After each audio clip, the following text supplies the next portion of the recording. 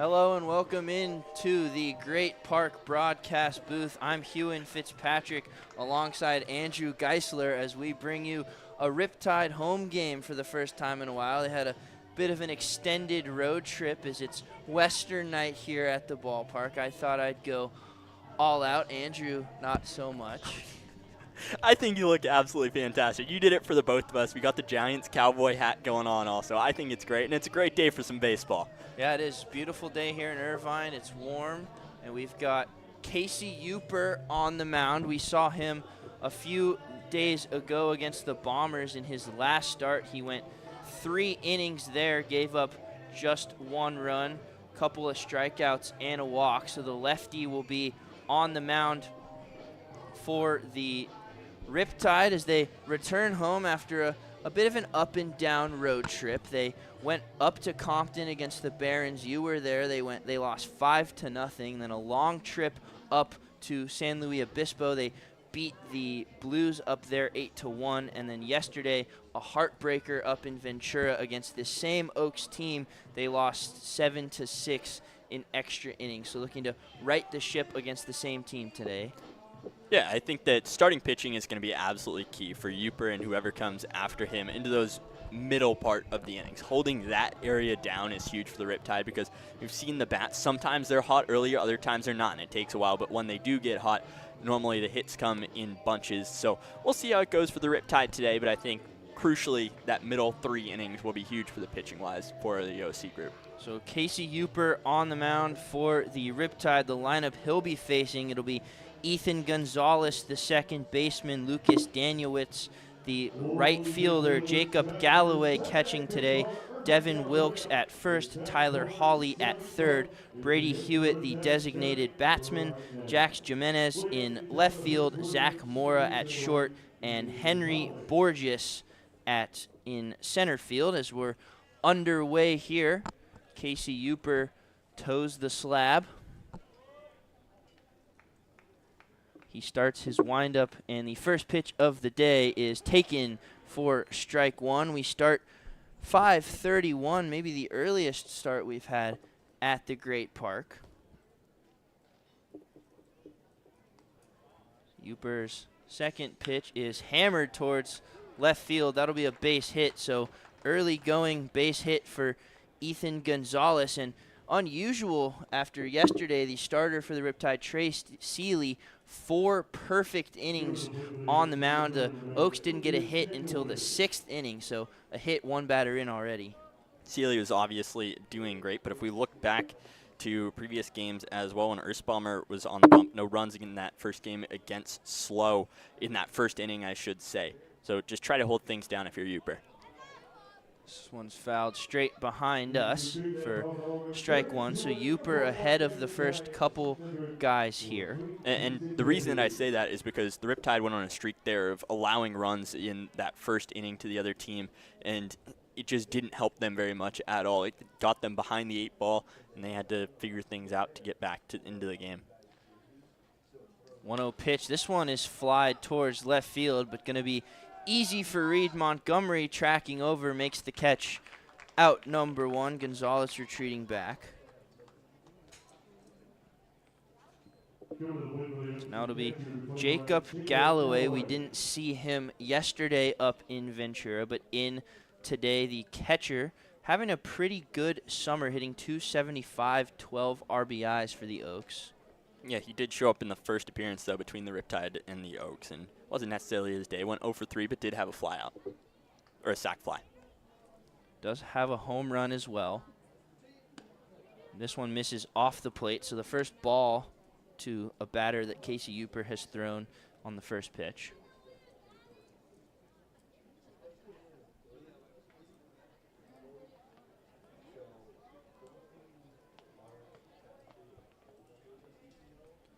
That one floats just off the plate. Ball 2. The defense behind Uper, Montgomery, Dans, Navarro, left to right in the outfield. Jake Evans, Camden Sauce, left side. Luke Johnson, Grant MacArthur, right side. And friend of the broadcast, Jimmy Zakar, he'll be doing the catching. That one misses off the plate, so 3-0 to Jacob Galloway. Back-to-back lefties for the Oaks with Devin Wilkes on deck. They have a switch hitter as well in Jax Jimenez. 3-0 pitch finds the strike zone 3-1.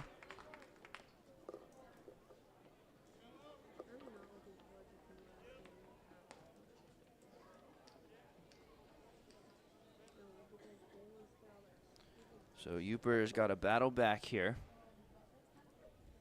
Runner goes from first, a swing, ground ball to Johnson. He's only going to make the play at first. He throws out Galloway. Gonzalez advances on the play. He was running on the pitch.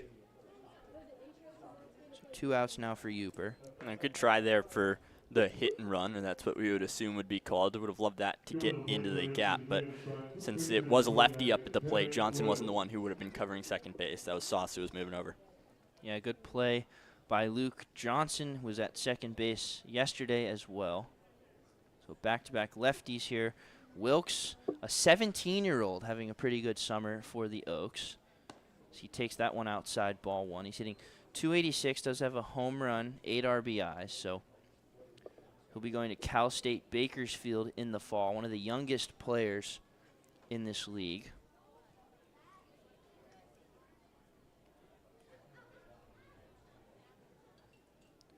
One and 0 is flared towards left field, converging left field shortstop. It'll be the shortstop, Camden Sauce, pretty deep into left field. He's there to make the catch for the final out. So a leadoff hit, but nothing else for the Oaks as the Riptide come up in the bottom of the first.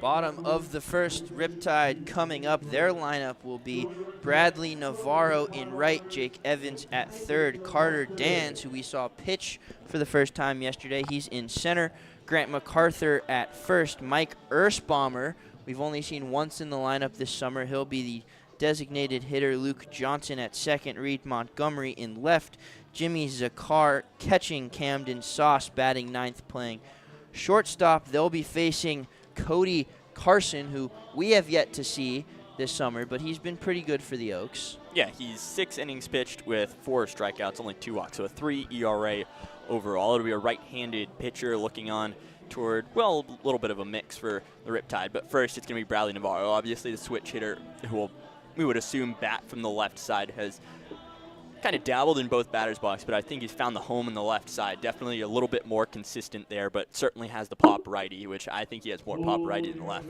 Yeah, Navarro, he's definitely had more at-bats as a lefty, but he's comfortable both ways.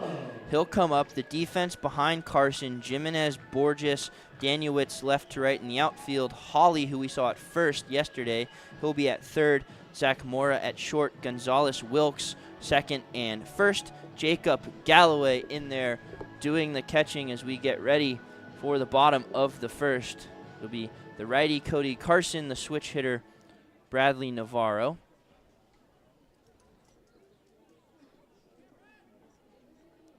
First pitch of Carson's afternoon is grounded to second base. Easy play for Gonzalez, who throws on to first. And one pitch, Bradley Navarro sent packing.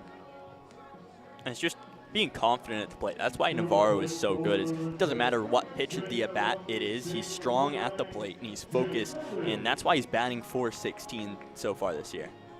Yeah, now Jake Evans, the batting average has come on as of late, but he's definitely been an on-base guy all summer, has 8 walks, leads the team in hit by pitches. As this one is inside but called strike one. So Evans seems like he gets hit by a pitch every game. He's always on base, even if the bat's not there. That one misses off the plate low, 1-1.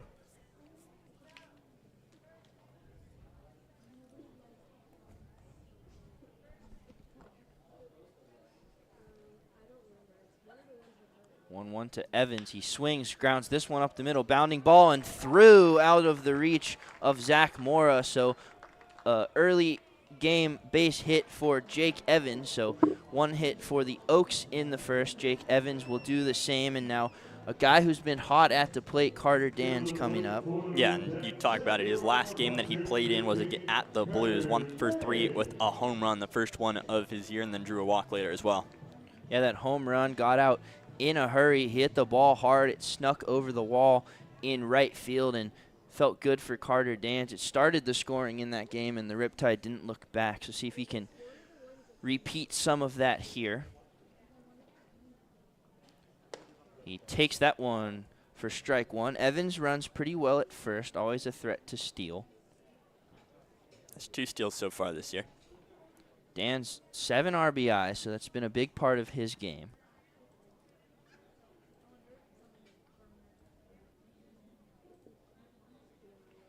He waves at this one and fouls it straight back towards us. So now battling 0-2. MacArthur, who had another big game yesterday, he's on deck. That's a good job from Dans to foul that one back, because Carson went the heater and then the off speed, and it looked like Dans was way out in front of it. See what Carson goes to, 0-2 here. And Dans rips this one foul past Zach Thomas at first, so we'll do it again. And Carter Dans, he's been in a lot of 2-strike counts, but he's not afraid to be in those situations. He fouls off a lot of pitches. We've seen him get some hits with 2 strikes, so not uncomfortable for him. As they check over on Evans, but he's back. He had a pretty big lead over there at first, so could potentially steal. Carson's been switching his timing up a bit, so trying to keep Evans off balance. We'll do 0-2 again. And this one is lined weakly up the middle. Double play ball to second for 1 on to first. Just in time for the double play. So Carter Dans is going to need a new bat. Riptide get a hit but do not score, as we send it over to Cameron McCreary, who met with Coach Evans pregame. We'll see what their conversation sounded like.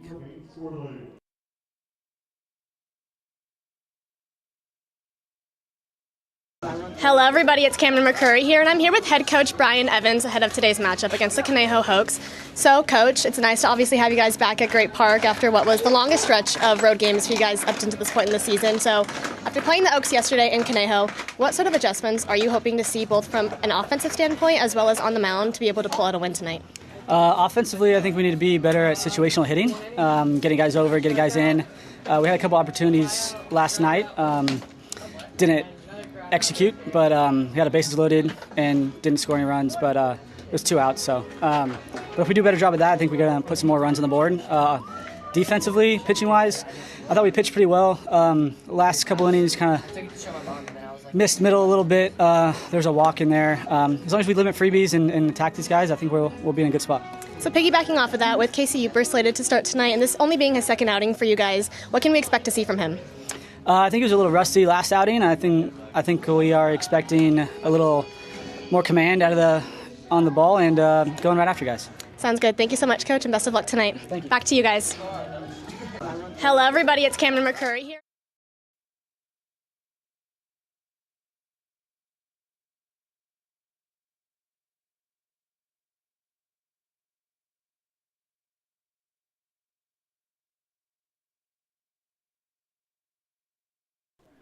Second inning here at the Great Park, and just a reminder, our broadcast today is powered by Cityside Fiber, OC Riptide's favorite gig speed fiber internet provider, as Casey Uper stays on the mound for the Riptide after a pretty seamless first inning for him.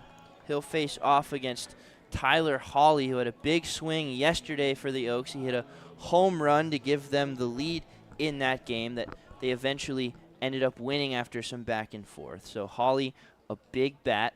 He's their RBI leader with 14. As he hammers this one to left, going back, Montgomery, he'll catch it just in front of the warning track for out number 1, but Hawley gave that one a ride. Certainly hit that one hard, but also put that one way up into the sky. And you talk about the home run, that's actually the only hit he has in this series in the both games that he's played against the Riptide so far. And now a big strikeout threat at the plate, Brady Hewitt. 20 strikeouts on the summer, only 4 walks, batting a .169, but just has to focus on hitting today. He's the DH. This one's upstairs, ball 1. Uper's been ahead of most of the hitters he's faced. He fell behind Galloway and now Hewitt, but ahead to the rest. That one upstairs, 2-0.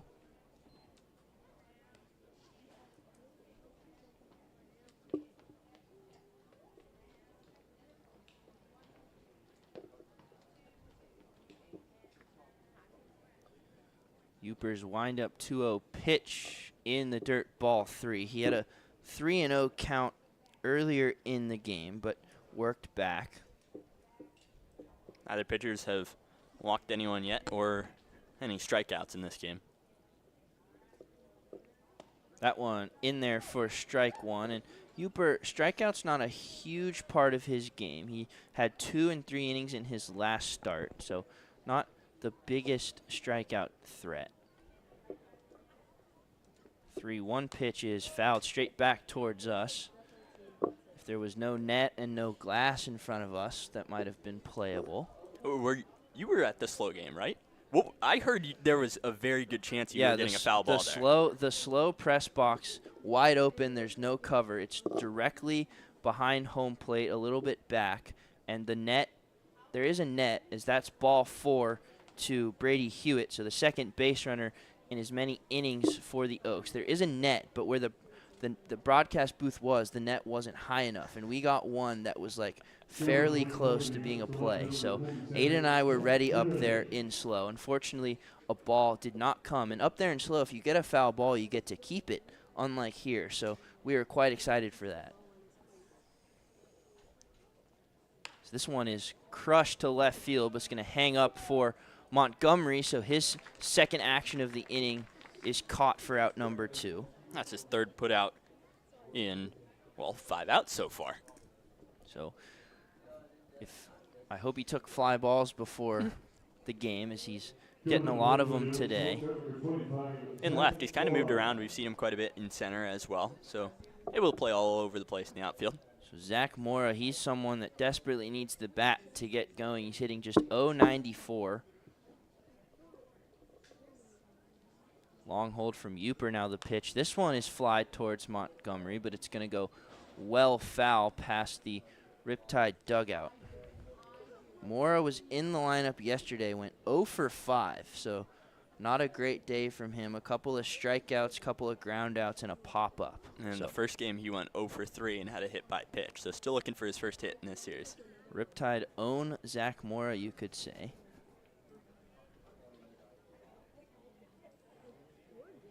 This one is grounded weakly. Charging is Johnson. He's up with it. Throws to first in time. So another pretty quiet inning for Casey Uper, as we still have no score. Riptide coming up in the second.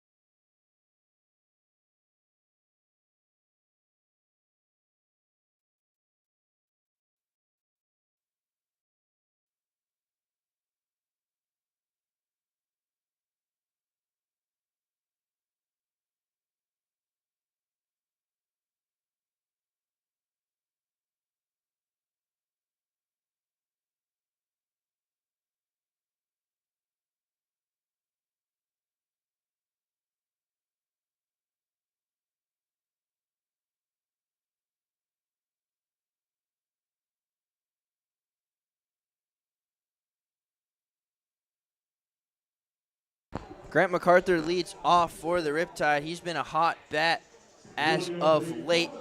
Was in the lineup yesterday. Had a double, reached 2 more times on an air and a walk, and his bat has definitely come alive this summer after a slow start. So he'll face Carson, still out there for the Oaks. This one misses off the plate, and he had a double yesterday, and then he had a double against the Blues as well. Those were his only 2 extra base hits of the summer. So MacArthur, a guy with a lot of power, just hasn't really shown it before those doubles. So this one almost hits him, but he gets out of the way for ball 2. But it wasn't the fact that he wasn't getting hits. He has 14 hits right now on the season, so a guy that just kind of puts the ball in play just doesn't have to be extra base hits. And that one catches the inside. MacArthur not too pleased, but I'm sure after what we saw last week, he'll hone it in a little bit. He was thrown out.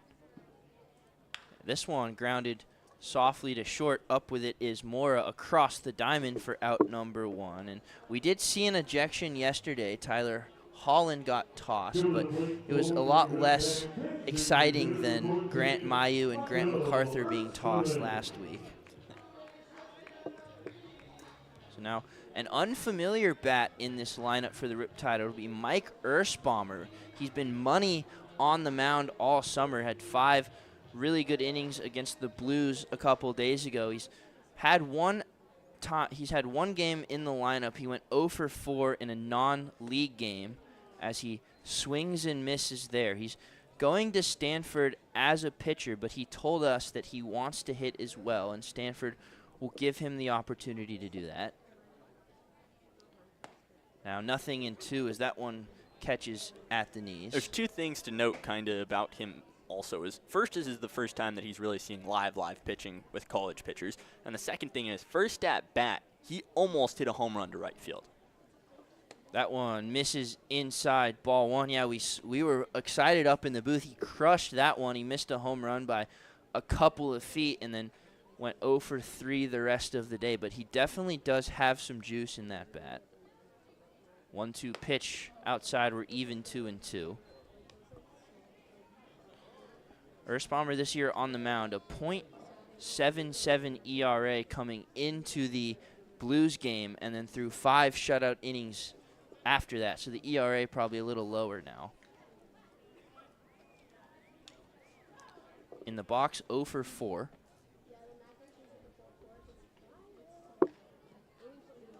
Two-two pitch. Good take from Ersbommer on the curveball in the dirt, so he battles full. He also was an outfielder in high school, so I'm sure if he reaches, he'll have a little bit of speed, potentially. Full count pitch. Way upstairs, so a good at-bat from Ersbommer, his first time reaching base this summer.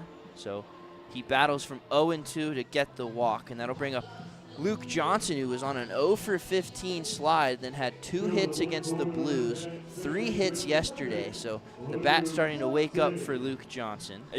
And I'm not going to say this is it, but I'm noticing right now he changed his walk-up song. So along that long away streak, maybe that's what it was. He had a good walk-up song as well, so changing it, potentially helping him get out of his slump. As he crushes this one to left, it's hanging up, but it's going back, still going back. Left fielder struggling, but at the warning track makes the catch. Jax Jimenez. Luke Johnson misses a home run by a couple of feet, and maybe the walk-up song is the difference. It very well could be. That ball is hit really, really hard out toward left field, and Jimenez out there was kind of turning all which way to try to track that ball, which was swaying in the wind. Another guy with a good walk-up song, Reed Montgomery. He's up now. So Luke Johnson, that ball got out quickly. It hung up just enough for the out, but allowed second out. Luke Johnson's bat has been much better. Now Reed Montgomery. That one off the plate for ball 1. That's something to note is the ball just doesn't fly here in Orange County. That's something that a lot of the players have said, and it's true for the other teams as well. There just hasn't been a whole lot of home runs, and when there are, it's typically to right field. That one's upstairs to Montgomery. His bat's gone quiet a little bit, but does still have some power. He has a home run this summer, 9 RBIs, so one of the team leaders in that category. Erspamer, okay lead off of first, now 3-0. So Carson, a quick out and then a long at-bat to Erspamer on the walk. A loud out number 2 now falls behind Montgomery 3-0.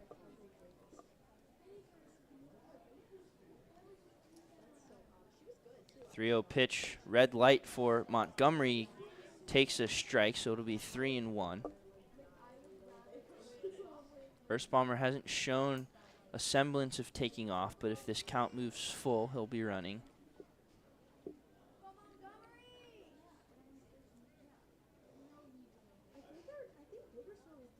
Advantage pitch to Montgomery. He checks his swing, but no chance of a swing there. It's a slider inside for ball 4. So 2 walks in this inning for Carson. That'll bring up Jimmy Zakar. Jimmy Zakar is coming off a game against the Barons where he went 1 for 2 with a single and a walk as well. And he said in that game he saw the ball better than he has in a really long time at the plate. Jimmy Zakar, one of our favorites on the Riptide. He's always up for a chat during BP, so see if he can come through with the bat here. First big RBI spot for the Riptide. Curveball misses below the zone, ball 1. He's one of the guys that says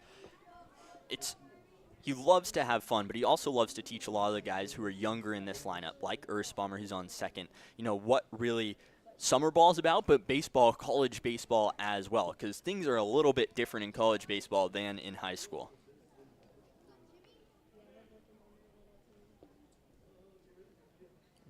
Big swing and a miss from Zakar to even the count. And Zakar's been around some good college baseball. Spent his last year at UC Santa Barbara, a perennial college baseball powerhouse, although a bit of a quieter year for them. They were ranked for a large majority of the year, and then kind of just things didn't go well toward the back half. Yeah, they made it to the play-in game of the Big West tournament, but were outed by Hawaii, so the season ended earlier than they wanted. Now Jimmy Zakar looking to get some more playing time somewhere else next year.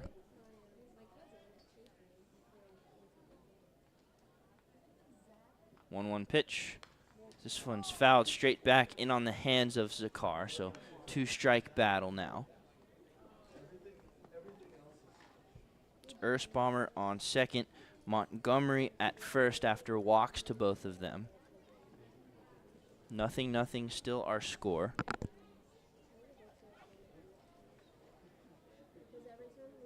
One-two to Zakar, stays alive, fouls back the curveball. I think that's a smart pitch, though, from Carson, because Zakar was very much ahead of the breaking ball earlier in the bat, so continuing to slow him down then might be able to speed him up toward the end. See if he goes back to the fastball here.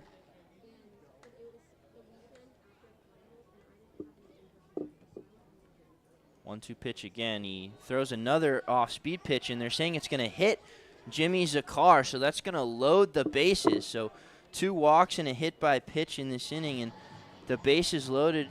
The bases are loaded for Camden Sauce.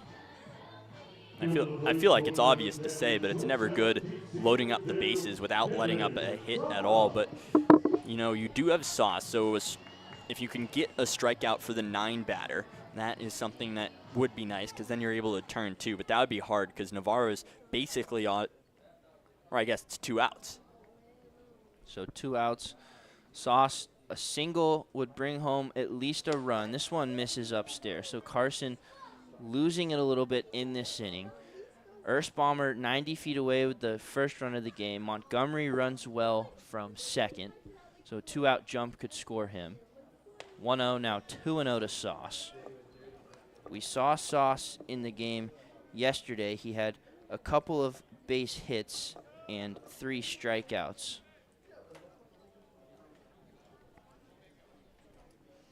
2-0 pitch to him. This one is drilled at third, but gloved by Hawley, who throws to second for the easy out. And the Riptide load the bases, but do not score. 0-0 as we head to the third.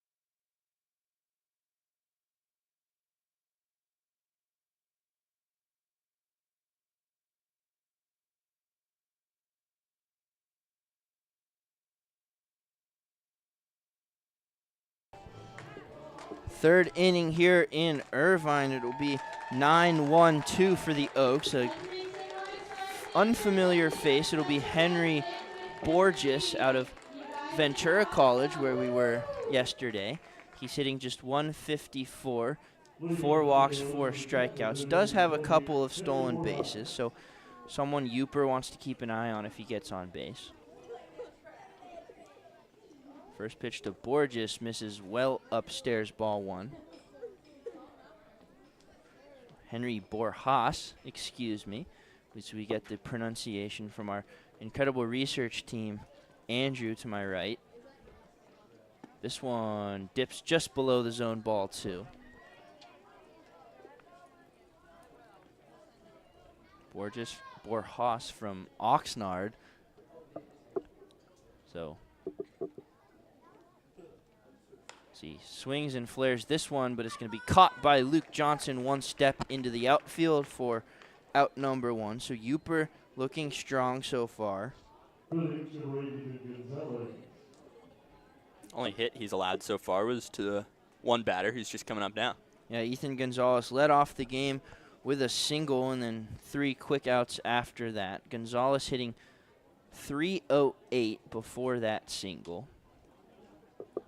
Does have some stolen bases as well as he lines this one up the middle. So he's 2 for 2, the only 2 hits for the Oaks. Gonzalez not messing around today. He did have a hit yesterday, so matching that or doubling that total today. That'll be Danielwitz, who flew out to Reed Montgomery, who's been busy. That's a check swing, but called a strike on the pitch.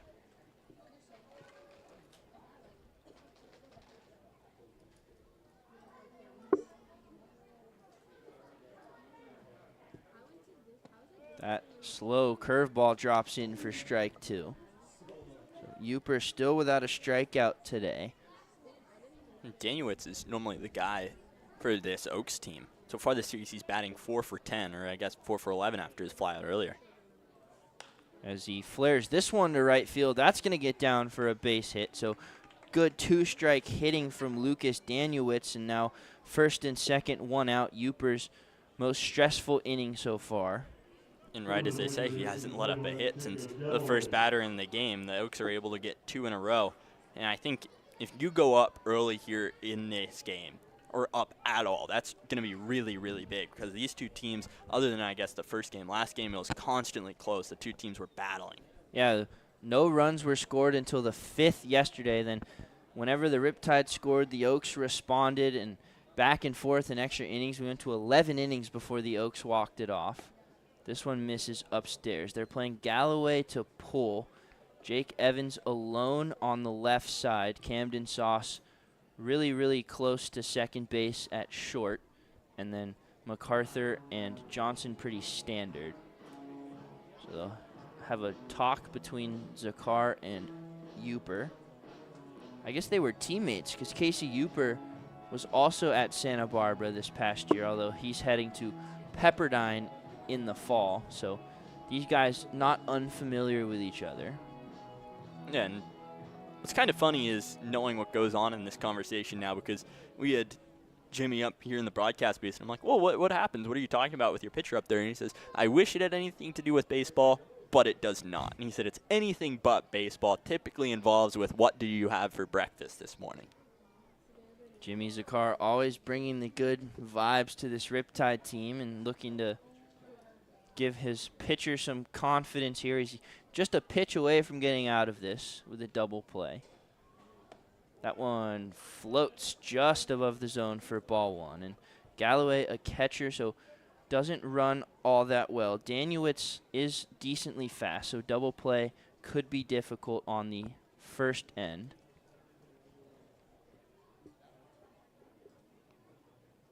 As this one is crushed to right field. Going back is Navarro. Still going back. He reaches up, catches it, crashes in front of the wall. A great play from Bradley Navarro for out number 2. Gonzalez moves up to third.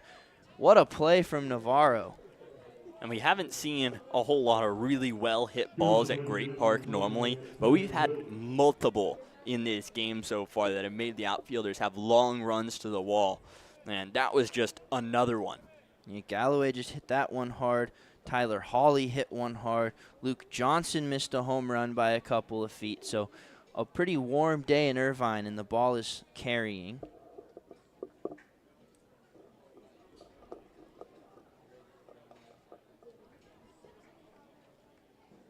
First pitch to Wilkes. So he crushes this one hard, and that's going to bring in a run, a base hit by Devin Wilkes. The Oaks strike first on the base hit from Devin Wilkes. The third of the inning. He wasn't messing around. First pitch swinging, 1-0 Oaks. And he's thrown that really slow breaking ball that kind of just hangs there.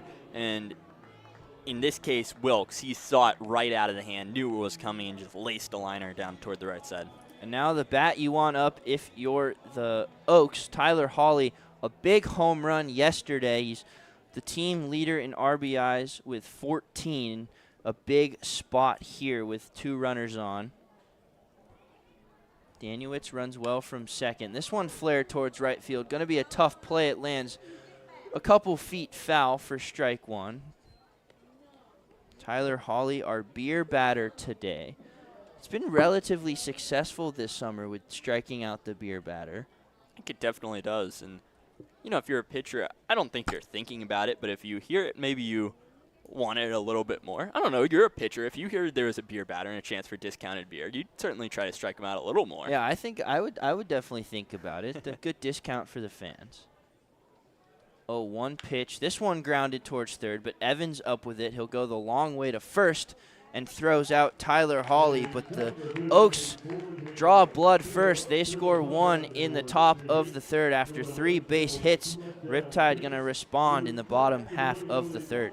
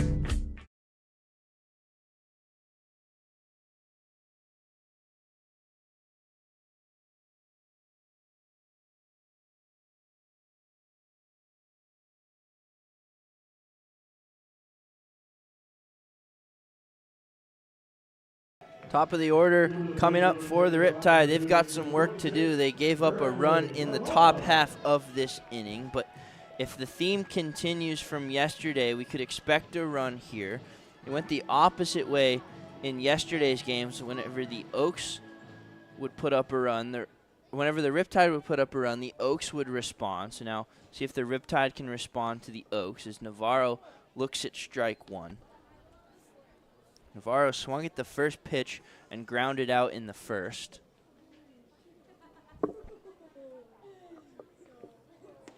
That one dips below the zone, ball 1. I think this is a different bat than he normally uses.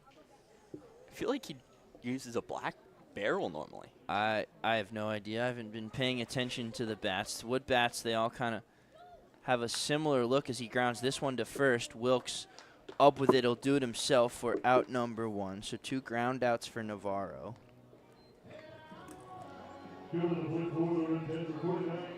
Jake Evans playing into Western night at the ballpark with his walk-up song.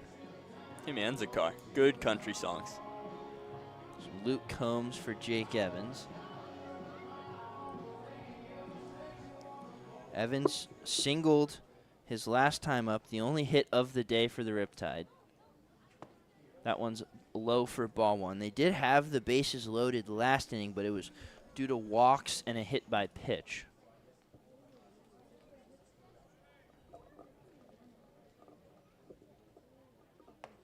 Slider catches the outside for strike one.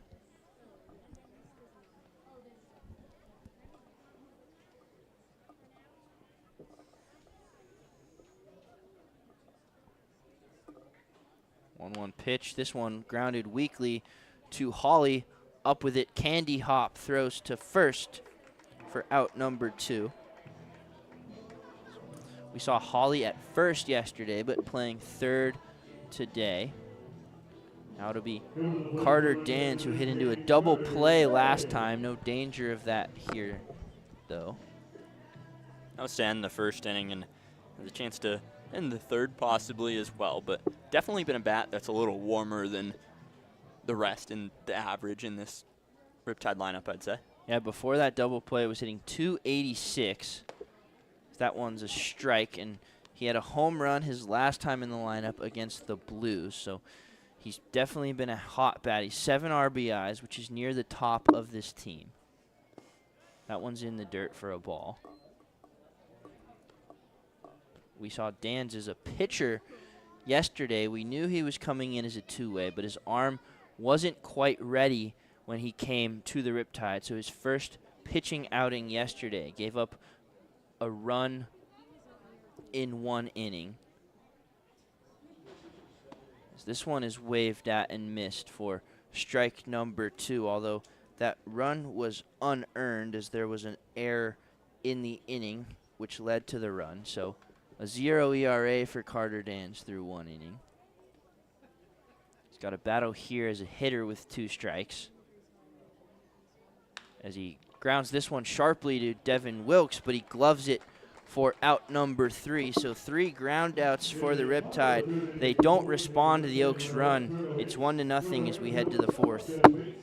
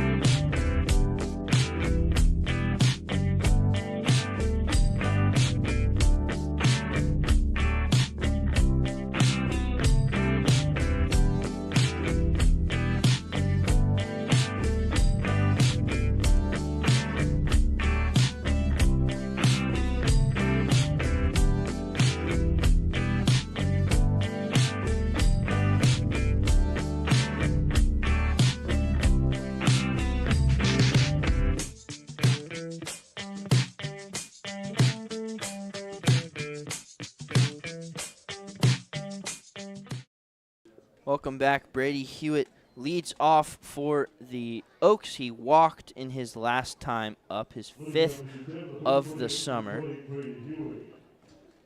Casey Uper still out there for the Riptide, although Jonathan Van Ness is doing some warming up in the Riptide bullpen, as is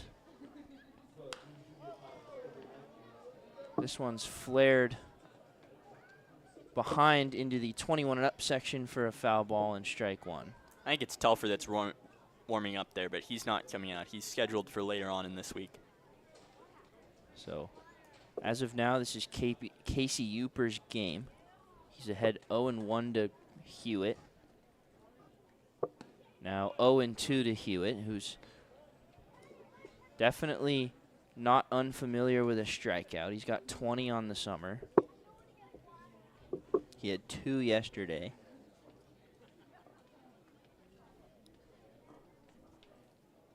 Oh-2 pitch.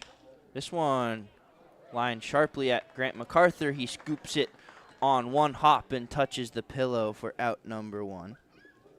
That was a tough short hop on MacArthur, and well, 3 of the past 4 putouts in this game in general from both sides have been to the first baseman right now. Yeah, Wilkes got 2, and now MacArthur joins the party. It'll be Jax Jimenez batting from the right side against Uper. He's a switch hitter. We saw him mostly from the left side yesterday. He looks at the first pitch for a strike.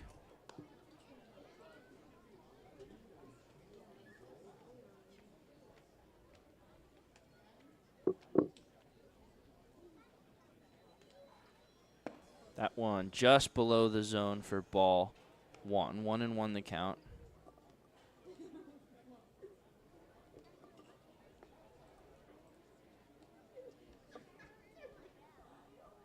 One pitch, waved at and missed for strike number 2 to Jimenez. He flew out to Reed Montgomery his last time up. That was a really good way to utilize that slow curveball that he has. First pitch, it can be really, really dangerous if hitters are ready for it. 1-2 pitch. This one smashed up the middle into center field for a base hit. So Jimenez gets his first hit of the day. The Oregon Duck will be the first duck on the pond of the inning for the Oaks. There's a handful of ducks also in this lineup. Yeah, the starting pitcher, Oomsland, yesterday for the Oaks is at Oregon. Brady Hewitt, who we just saw, is committed to Oregon out of high school. So a decent showing for the Ducks. Zach Mora up now. He lines this one hard into left field. That's going to be a base hit. It's going to roll to the wall. Jimenez heading to third. Montgomery still hasn't picked it up. They're waving Jimenez in. Camden Sauce holds the throw. Now 2-0. An RBI double off the bat of Zach Mora, and boy, has he needed that.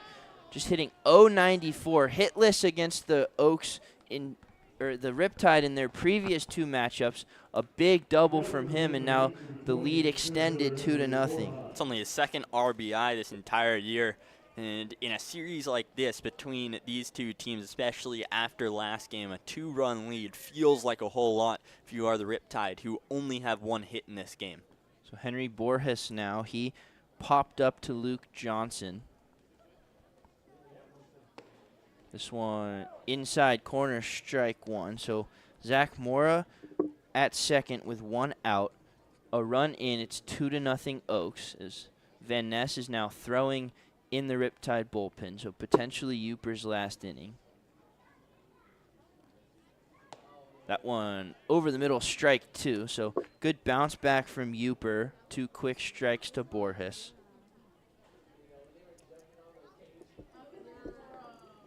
They scored last inning, they scored this inning, so back-to-back run-producing innings for the Oaks. Slow curveball misses upstairs, ball 1. That's a good miss, though. I mean, he didn't fully yank down on it, so that's why it stayed up there. But anything, if he leaves that inside the zone, it could lead to a whole lot of trouble.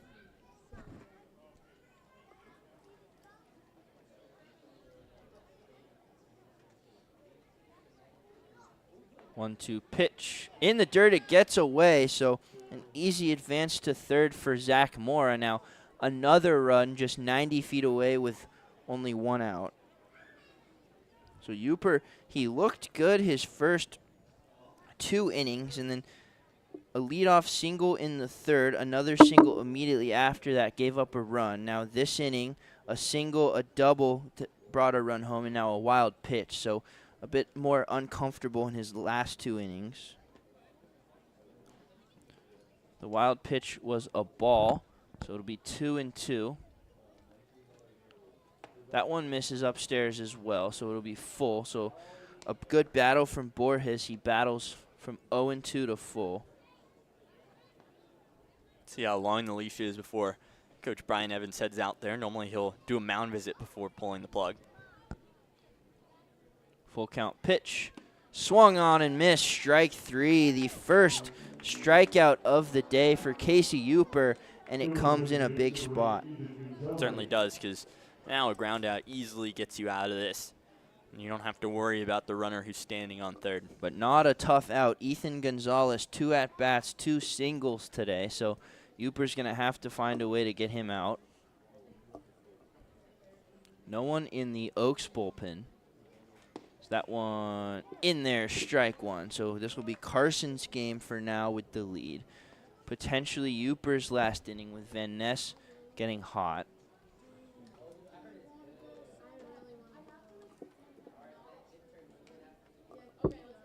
Oh, and 1. This one grounded foul towards Jake Evans. Mora almost got in the way of that, but it bounced foul. So it'll be 0-2 to the Cal State LA second baseman.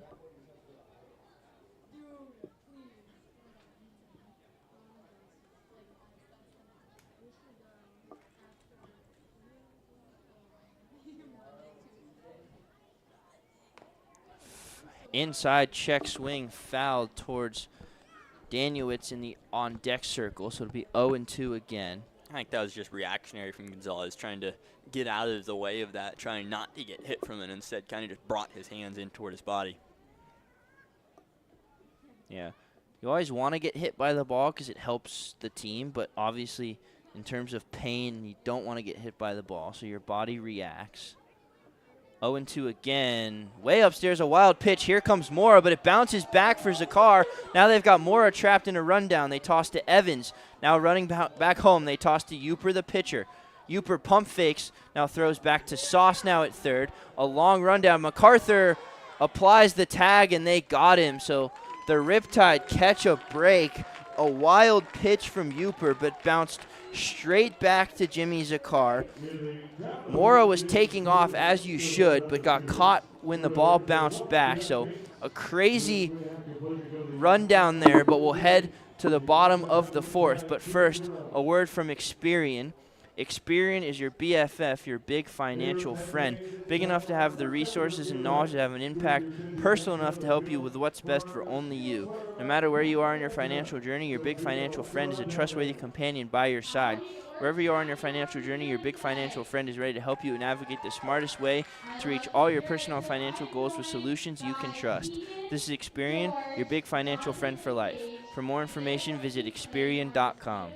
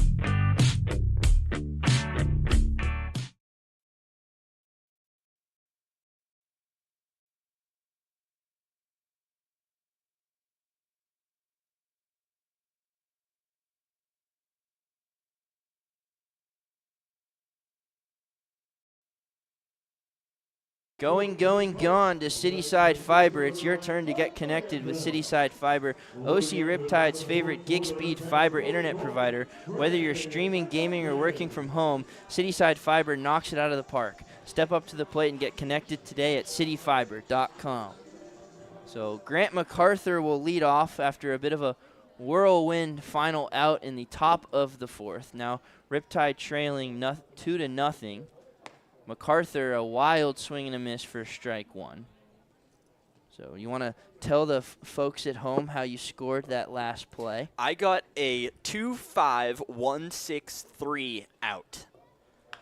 As MacArthur hits this one hard, but gloved by Hawley, going to be a tough play. Picked by the first baseman, Devin Wilkes, over there for a loud, exciting out number 1. MacArthur set down.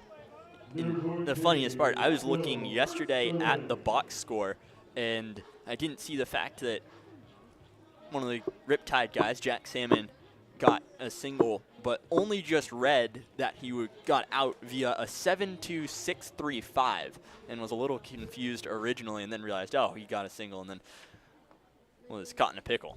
And it's going to be Mike Ersbommer as he looks at one on the corner for strike one. He walked in his first at-bat. It started a loading of the bases for the Riptide, but they did not score. So he swings at this one foul towards Pear Tree Meats for strike two. This is the second time Ersbommer has gone down 0-2 in the count. Last time he was able to battle back to full and then work a walk. So Van Ness appears to be the pitcher in the fifth for the Riptide, but looking if they can cut into this 2-0 deficit. Long hold from Carson. 0-2 pitch to Ersbommer in the dirt. He's had some good takes, the young hitter. He hasn't seen a lot of live pitching, as you said. He's only played one game as a hitter, but he's had some good takes today. 1-2 pitch in the dirt again. Another good take. So he's battling here despite getting down 0-2 early. This was in the last at-bat, the one that he took that was just below the zone, and that worked it to full. That one was a very good eye from Ersbommer. So now even 2-2. And Ersbommer goes down swinging strike three. They tag him out. Just waiting to see if he got a piece of that, but no dice. He goes down on strikes for out number two. Even though Carson has been dealing as of late, this is only his first strikeout of this game toward the Riptide lineup. Yeah, Uper only with one strikeout as well, so. Just shows they're trusting their defense behind him. Yeah, he's only allowed the one hit to Jake Evans, loaded the bases to his own demise, 2 walks and a hit by pitch, didn't let those runners score. That one's in there for strike one to Luke Johnson, who's outside of the Jake Evans hit, probably the best at-bat of the day for the Riptide. Missed a home run by a couple of feet. And he hammers this one as well into the gap. Going back is Jimenez, and Jimenez is going to run out of room. It one-hops the fence. Johnson, he's not stopping. Now he is. Puts on the brakes. Heads to second. Third consecutive game with a hit for Luke Johnson, and almost hit a home run his first at-bat. Smashes a double there. And Luke Johnson's been hot, ladies and gentlemen. Maybe it's the walk-up song. Maybe it is, but it's just the fact that the bat's getting going. The confidence is there for Johnson. We knew it has been there, and we're kind of just waiting for it to happen. And, well, here it finally is game number 20, our halfway point this season. So we see some guys try and change to get out of slumps. Johnson changes his walk-up song. It seems to be working. We talked to Cam Burdick yesterday. He got a buzz cut and dyed it blonde, trying to get out of his own slump. Hunsaker went and changed batting gloves on, batting gloves off. Now Reed Montgomery, who walked his last time, looks at a strike on the outside corner. It's crazy how superstitious some of these guys are. Yeah, and speaking of Cam Burdick, he's superstitious. He doesn't eat 2 hours before a game. He tapes both of his wrists every day. So these guys, they like their routines. That one in the dirt to Montgomery. Baseball, a very superstitious sport. You a superstitious guy? Anything you got on the mound that you got to do? Nothing like in game, but if I do something like throughout the day and I pitch well, then I'll try and repeat what I did. Is Montgomery takes a big hack for strike two. So I don't necessarily do stuff during the game, but I try and, if I'm pitching well, perhaps sit in the same spot or do something, stand in the same part of the dugout, even when I'm not playing. Like if my team's doing well, if I'm in one spot in the dugout, I try and stay there. This one is a mile-high grounder. Montgomery runs well. It's going to be a tough play, not in time. So an infield single for Reed Montgomery. Luke Johnson moves to third. That one, Zach Mora gave it his best effort, but it was hit so high. Montgomery runs well, especially out of the left-handed batter's box. Mora didn't have a chance. even though Montgomery is a guy who is a very big power hitter, in fact, slugging .468 so far this year, he has a whole bunch of infield singles just due to the fact of how fast he is out of that left-hander's box in just a quick 90. Jimmy Zakar was in a 2-strike count, got hit by a pitch, looking to come through here. Johnson 90 feet away, but 2 outs. See if Montgomery tries to steal. That one misses outside. Carson's done a pretty good job of switching up the timing and the slide steps. Evans was on first, and he didn't attempt to steal. And now Montgomery's got a pretty big lead. Another slide step. Zakar flares one into right field. That's going to get down for a base hit. Montgomery didn't even think about stopping. He'll head to third without a challenge.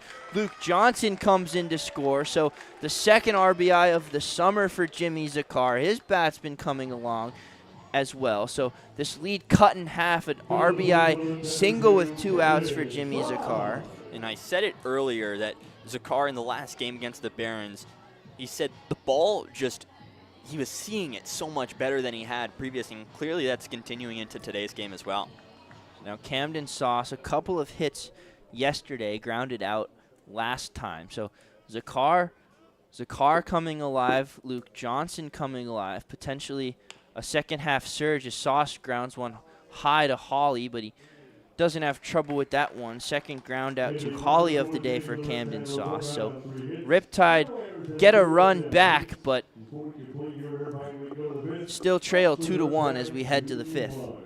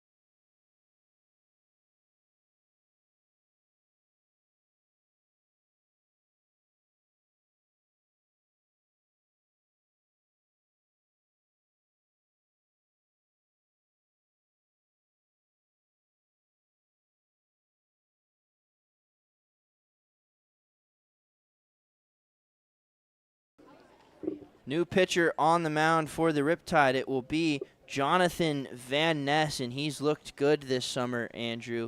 9 innings, a 1 ERA, 1 strikeout per inning. He's got 9, just 3 walks. His last time against the Bombers, 3 scoreless innings, 4 strikeouts. Yeah, and of those 4, one of them he struck out the side. He's been pitching really well on the mound lately. He'll face Ethan Gonzalez, who we saw last inning, but that wild last play on the wild pitch was during his at-bat, so he'll stay up there. That one misses upstairs for ball 1. Now, slow curveball over the middle, strike 1. Van Ness, pretty violent over-the-top delivery, kind of straight down and pretty hard, and then the curveball floats in there. That one well upstairs, ball 2. Well, works kind of just works for some people. We see Noah Smith, who comes way sidearm and has all that east-west movement. So, you know, Van Ness more a little north-south.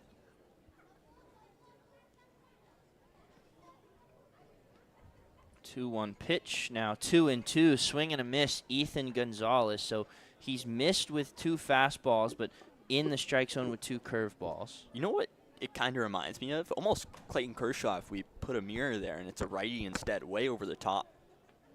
2-2 pitch in the dirt, ball 3. So gonna have to find another strike here. Full count to Gonzalez. Gonzalez, a tough out today. He's got 2 hits, although both were against Casey Uper, so getting a different look here. Jack O'Malley is doing some stretching in the bullpen, but no warming up yet. This curveball misses inside, so Gonzalez on base for a 3rd time. He gets the walk. Now Daniel Witz, who had a single last time, he comes up. Not an easy time to come into the game with the 1-2-3 batters coming up. And the 1-2-3 have been pretty good. Gonzalez 2 hits, now that walk. Danuit's a hit. Galloway is 0 for 2, but he's hit the ball hard. And then Wilkes, the 4-hitter, has an RBI single. First pitch misses to Danuitz for ball 1. So Van Ness not as sharp as his last outing so far. Well, going back to what we were saying, forget the 3-batter in Galloway. Just Gonzalez and Danuitz account for 3 of the 6 hits that the Oaks have so far in this game.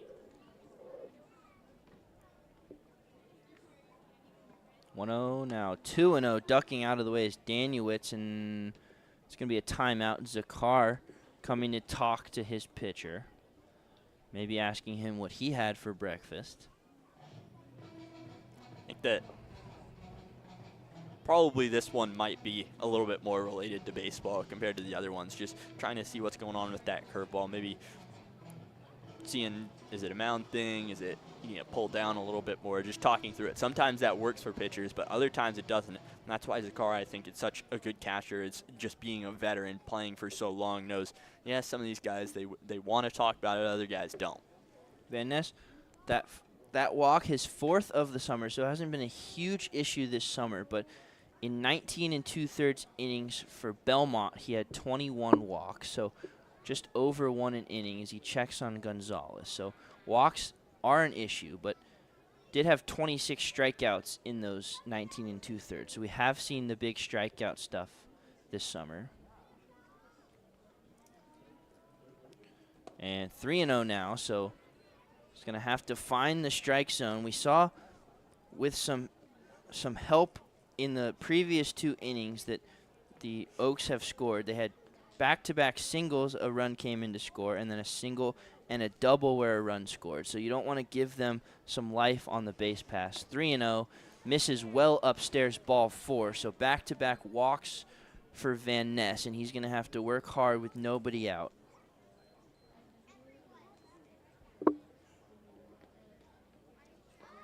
Galloway up now. He's 0 for 2. He's out of Texas A&M, just hit 220 for them as Coach Evans now the slow walk to the mound. There's no one warming up in the Riptide bullpen, although Dylan Blakey has just grabbed a glove and heads towards the mound. So just a mound visit here. Van Ness is going to stay in the game, but Dylan Blakey quickly getting loose. I think Coach sees that, you know, with Van Ness, he has a walk to the first 2 batters. So first things first is to calm him down, see what's going on, especially as Coach Evans used to be a former pitcher, and that's what a lot of pitchers have said so far this year that we've talked to, is it's really nice to have a coach who's pitched in the past, knows kind of what that thought process is, and is able to talk about it with them and talk them through what's going on. Yeah, Coach Evans most recently was in Triple-A with the Mariners in 2018 before the end of his baseball career, so has that professional experience, which I'm sure is very valuable to this Riptide pitching staff. So Galloway from the left side, he's 0 for 2 today. He does have a ground out. Van Ness would take that here. Now after 4 straight balls, I guess 5 straight balls, because he walked Gonzalez, that one gets in for a strike.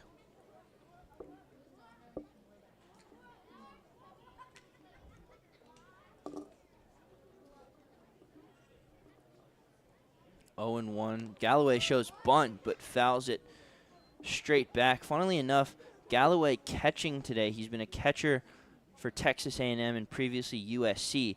Coming out of high school, he was the 7th-ranked center fielder in all of California in high school. So very good outfielder, but was converted to a catcher. So 0-2 to the catcher, Galloway. Blakey still warming in the bullpen. 0-2, soft grounder, double play ball, Sauce to second for 1, on to first, a double play, just what Jonathan Van Ness needed. Galloway goes down 6-4-3. Gonzalez moves to third, but now 2 outs for Devin Wilkes. Now, if you are Van Ness, you're not really even worrying about the runner on third. You're just going straight at the batter nose. Just get this out, and you don't have to deal with anybody on the bases. Devin Wilkes, an RBI single his last time up, attacked the first pitch from Uper. So he swings at the first pitch again and grounds it through the hole. So back-to-back first pitch swinging RBI singles for Devin Wilkes, and this lead extended again for the Oaks. It's now 3-1. Devin Wilkes knowing what he likes up there at the plate and going for it.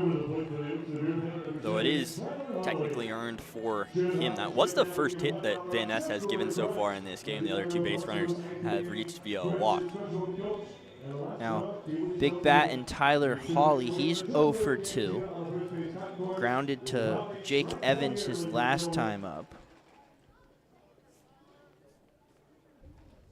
So potentially just 1 inning for Van Ness. See if he can get out of this. That one just off the outside corner for ball 1.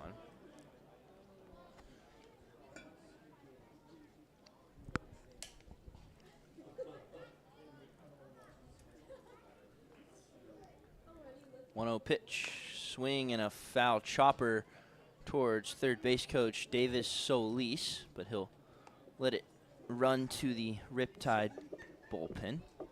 It's Jack Salmon on foul ball duty today. One of the most positive people I've ever met. I don't remember the last negative thing he's ever said. Yeah, very happy. Yesterday came up to me at the game, gave me a high five. Was, how you doing? Big smile on his face. Big swing and a miss from Tyler Hawley. So Van Ness now 1 pitch away from out of this inning. Jack Salmon, one of the happiest people that I've ever met. So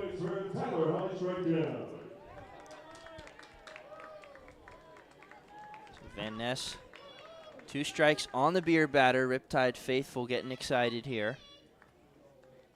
1-2 pitch, upstairs, check swing. They're not going to check it, so it'll be 2-2. 3 straight innings with a run for the Oaks. Riptide scored in the 4th. That's all they have. Already 7 hits as well for the Oaks.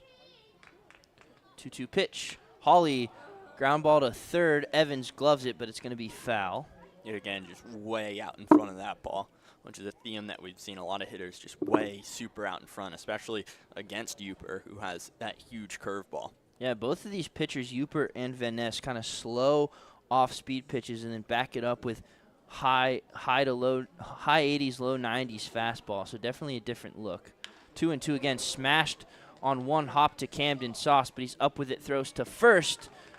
Good play by MacArthur on that end to secure the out, but it'll be a 3rd out of the inning. Oaks score again. They lead 3-1. Andrew Giesler is going to take you the rest of the way in this game. I've been Hewan Fitzpatrick, 3-1 Oaks.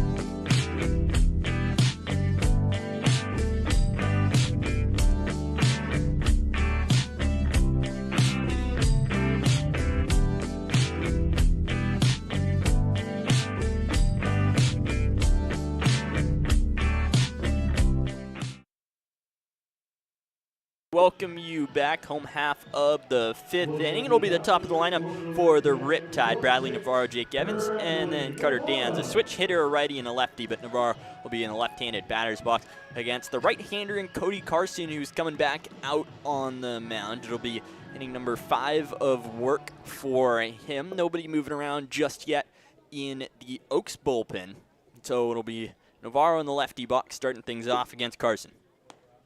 First pitch in the ready box misses. It'll be a 1-0 count on this Sunday afternoon. Field quite a bit shadowy, as you can see. Definitely tough if you are a hitter, and then a pitcher trying to locate the glove as well. 1-0. Hits on the outside, so it'll be a 1-ball-and-1-strike count with no outs and nobody on. It is 3-1 right now. The Oaks are leading. Riptide got their first run in the home half of the 4th just shortly ago. 1-1.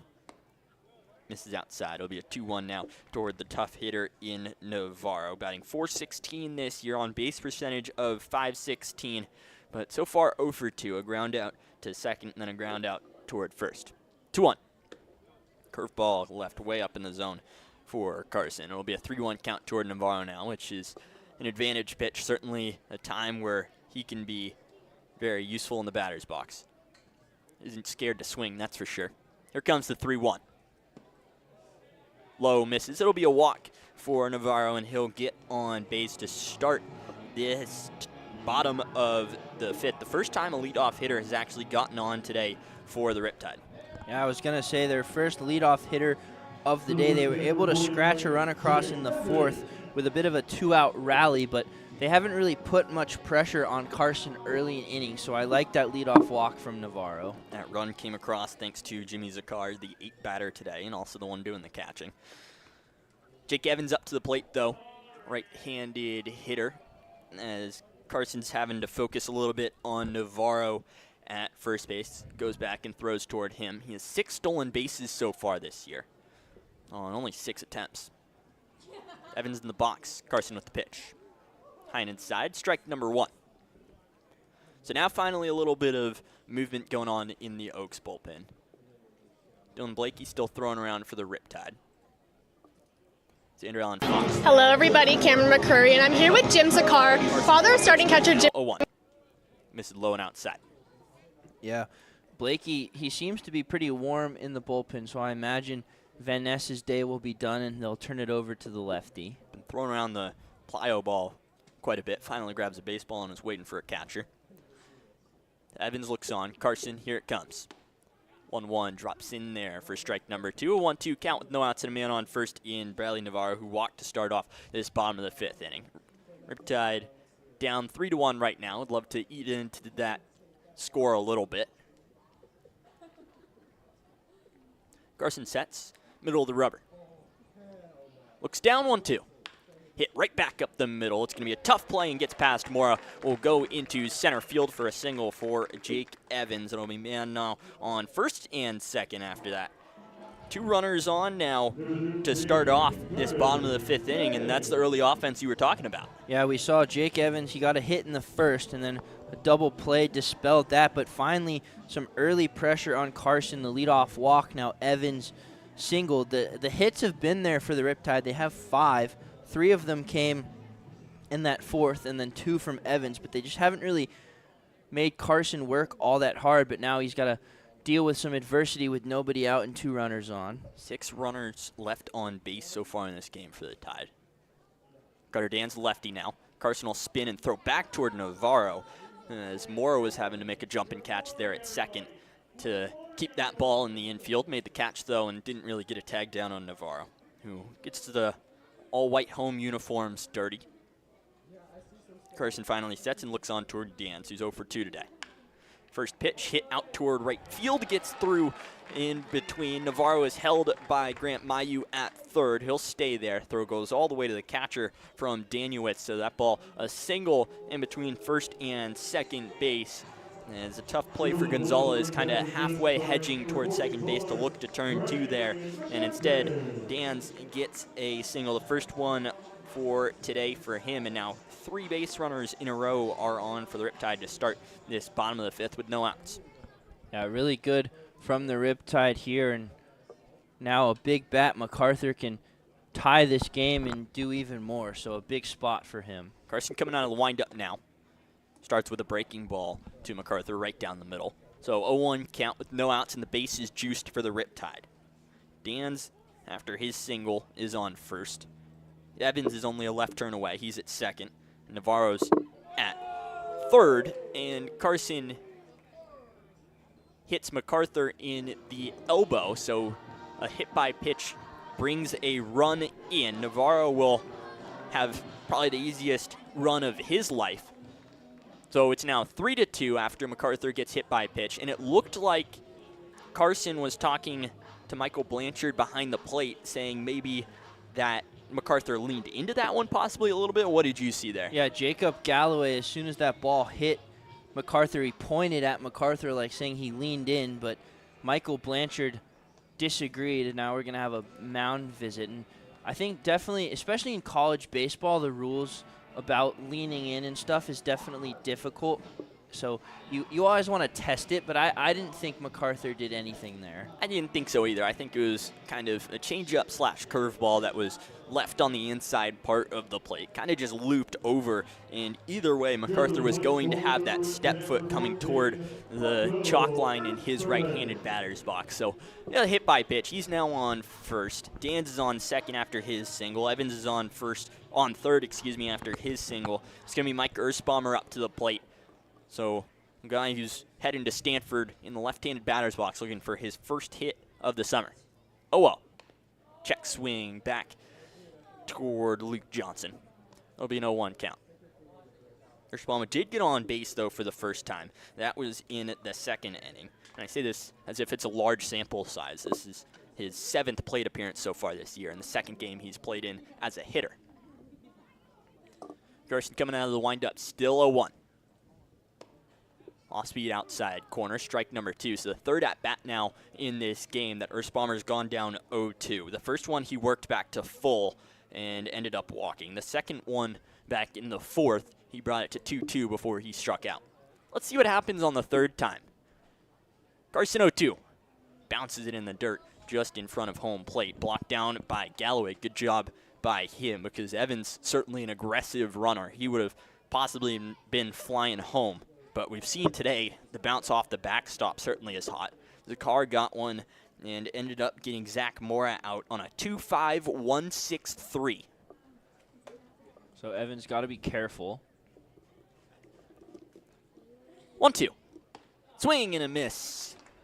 Strikeout number 2 on the day for Cody Carson, and they were both to Mike Ersbaumer, who will head back to the dugout, still looking for his first hit this season, but a guy who certainly is hot and has hit the ball real hard lately in Luke Johnson, coming up to the plate with 1 out, bases still juiced.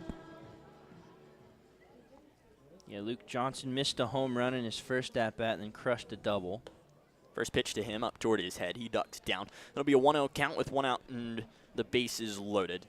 On first is MacArthur. He got hit by a pitch, which brought around Navarro to make the score 3-2. 1-0 is hit high in the air out toward left field. 3 people converging on it. Sliding is Mora. Gets down in fair territory. Coming across now will be Evans to score. So the ball just kind of fell in between all 3. Mora, who was the shortstop, had the sliding play almost in place, but just landed right in front of Jimenez. I think the easiest play was probably Jimenez, the left fielder there, to get it. But either way, everyone moves 1 base over. I'm going to say that's a single. I wouldn't necessarily call that an error. Would you? Yeah, I mean, technically it's a mistake by the Oaks, but by the rule it didn't touch anybody. So an RBI single for Luke Johnson. Now 6 hits in his last 3 games after a 0 for 15 slump. So Johnson definitely hot this summer now. Base is still loaded. Reed Montgomery, the lefty, now up to bat. So far today, he's 1 for 1, a walk and a single. First pitch to him from Carson is high and outside. So first base is Luke Johnson now after his RBI bloop single into left field. And MacArthur was hit by a pitch. He brought around also. He's on second as the 1-0 finds the outside corner for a 1-1 count now. And Dan's is on third. who singled earlier in this inning. Still one out. 1-1. Hit hard out toward left field, gets past the third baseman. Holly will slice into the corner. Easily coming around is Dance to score. Also coming around is going to be MacArthur. And the third one to come around is Johnson sliding over toward third. It is out. Montgomery tries to stretch a double into a triple, but still brings 3 runs across. So the Riptide now leading 6-3 with 2 outs. And that's exactly what the Riptide have been missing today. They haven't put a lot of pressure on Carson early in innings. They get 3 batters on in a row, and then a hit by pitch brings a run home, and then a big hit from Reed Montgomery. And Carson's still in this game. The pitcher in the bullpen is ready, but finally, what the Riptide have been needing, a big inning pressure on Carson, they get the big hit. And the 0 to Jimmy Zakar flares one out into right field for a base hit. So Zakar batting very, very well as of late. His second single today. He's 2 for 2 as well with a hit by pitch. And I hear after this inning also we're going to be able to hear Cameron with Jimmy's father as well, as it's going to be the second mound visit here. So maybe we can take a look at that interview now. Here is Cameron with Mr. Zakar.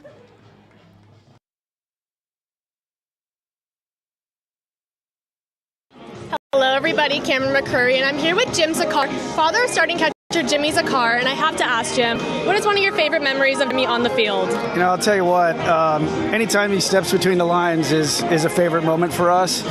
We just love watching him play. I'm sure. And so what does it mean to you to be able to come out here to Great Park and watch him play for the Riptide? Oh, it's awesome because we're a local family. We're 10 minutes down the road. And for us to be able to watch him play every game, even if he's not playing, we're here just watching him in the dugout, be with the teammates. So it means a lot to us to have him this local. So it's kind of fun for us. I bet. Thank you so much, Jim. Back to you guys.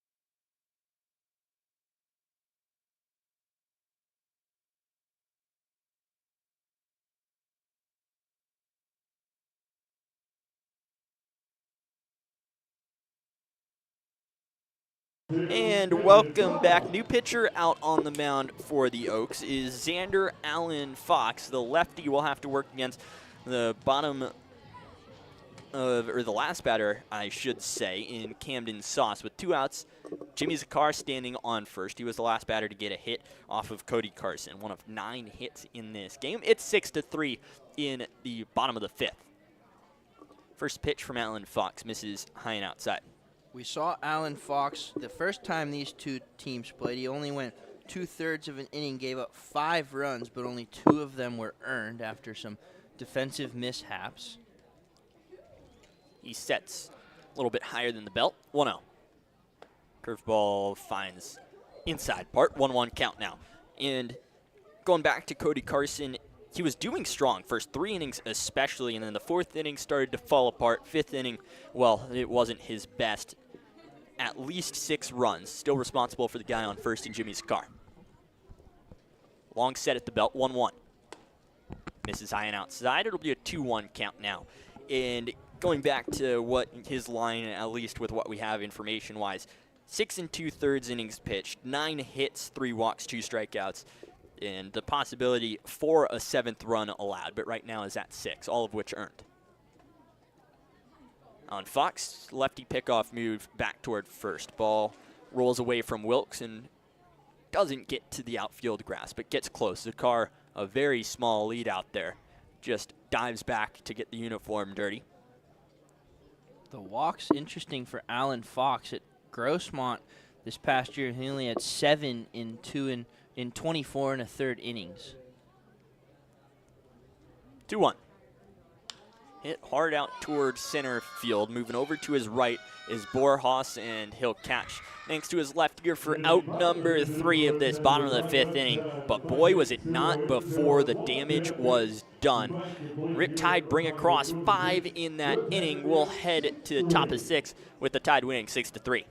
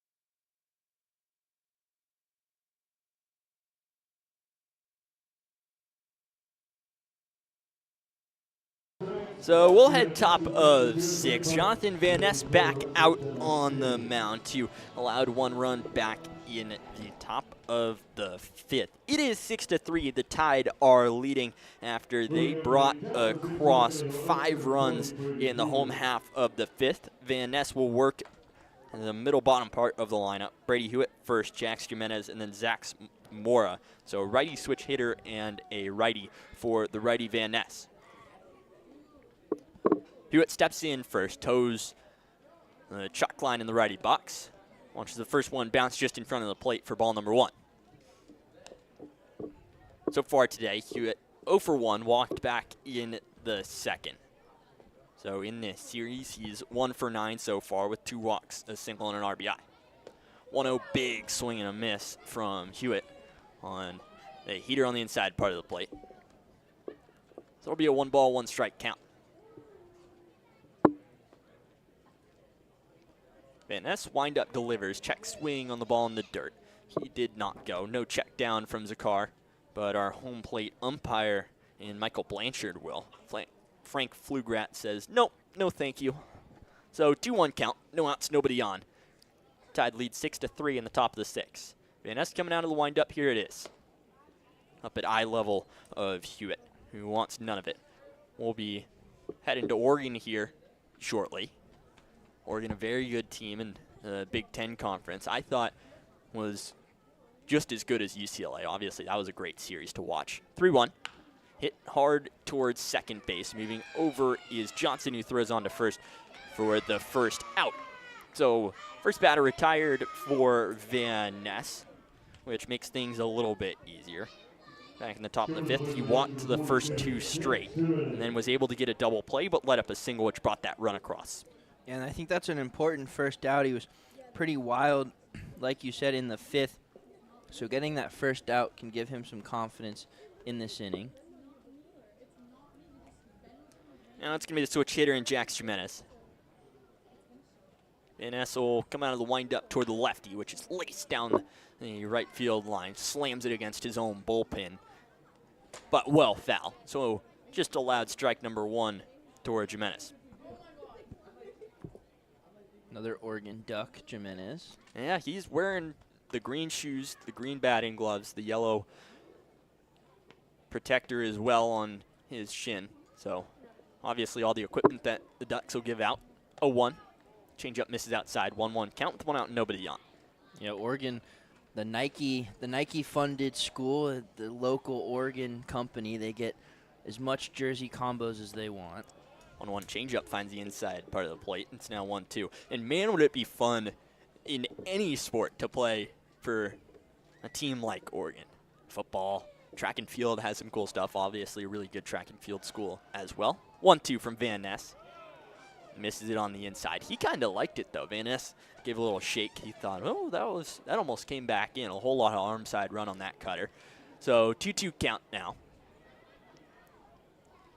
Jimenez, a single earlier, came across to score. That was the second run of the day for the Oaks. Here it comes. Slapped out toward left field. Montgomery initially stops, makes the long run in, and a diving catch for Reed Montgomery, who initially wasn't running for that ball. Finally realized, oh man, I gotta go. And what a catch from Montgomery out there in left field. Yeah, good play by him, good recovery, good slide. Van Ness will appreciate that. So Jimenez's second out to Montgomery. This one a little more exciting. A little bit of a tip of the cap toward Reed Montgomery out in left field from us in the broadcasting booth. It's 2 outs now for the righty Zach Mora, who watches the first pitch in the lefty box. So after the Oaks seem to be in control for quite a bit, they've been stuck at 7 hits for a little bit now, and the Riptide kind of leapfrogged them. They're at 9 now. 1-0. Curveball, which drops in there. Van Ness certainly has a grasp on that curveball now. It's a 1-1 count.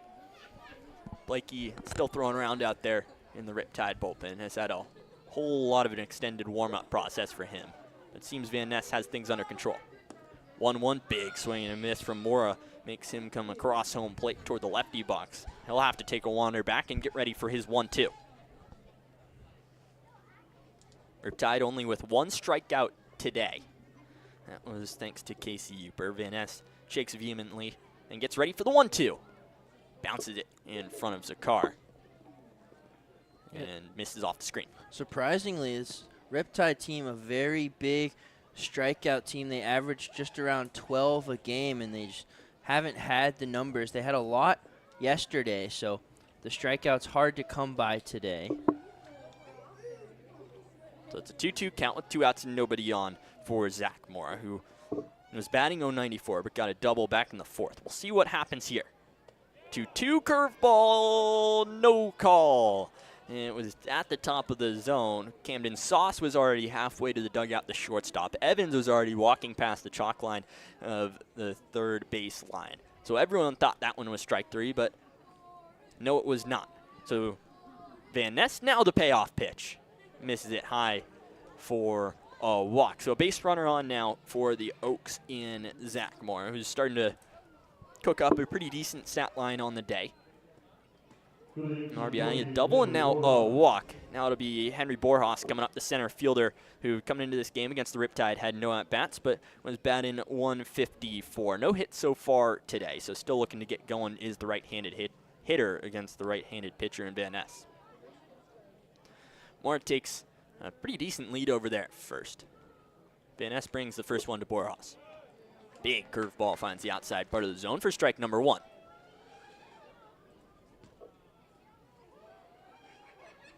So shadows continue to get a little bit worse for the hitters. It goes sun, then a huge shadow for about 40 feet. As that one smoked right back up the middle. Van Ness has to do a little bit of yoga to get out of the way of that one up the middle, and will drop into center field for a base hit. Now it'll be runners on first and second for the Oaks. Yeah.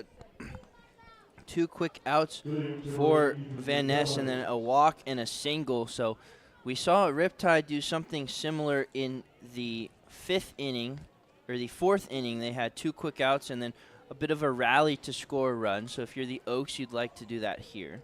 It's the guy, Ethan Gonzalez, who's 2 for 2 on the day and also has a walk to his name, who's been so good in the batter's box so far this year for the Oaks, batting .308. Watch the first one go in toward the top of the zone. Just pours off the top side and strike number 1. Also 2 runs on the day for Gonzalez. Certainly their player of the afternoon. 0-1. Another curveball, this time doesn't catch it. So man on first and Henry Borjas, who's there after the single up in the middle. Moore is on second. He walked and then was moved over 90 feet thanks to Borjas. He's only a left turn away from making this game a 2-run ball game. But right now it's 6-3. Van Ness kicks and deals 1-1. Up in the zone yet again. Doesn't want to really challenge anything for Gonzalez. Everything stayed toward the top half. So 2-1 count now. 2 outs and man on first and second. Looks Danuit swinging around in the on-deck circle. He'd love to get in there. But right now it's Gonzalez. 2-1. Misses outside with the heater. It's now a 3-1 count.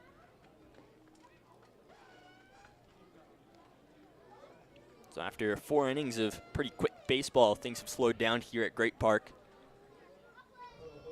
6 runs between the 2 teams in the 5th inning. Riptide got the most of that with 5. Now we're in the top of the 6th. Here's the 3-1, which catches the outside part of the zone. So now a full count toward Ethan Gonzalez with 2 outs and a man on first and second. Pitcher now thrown around for the Oaks. Blakey's still launching it over there for the Riptide.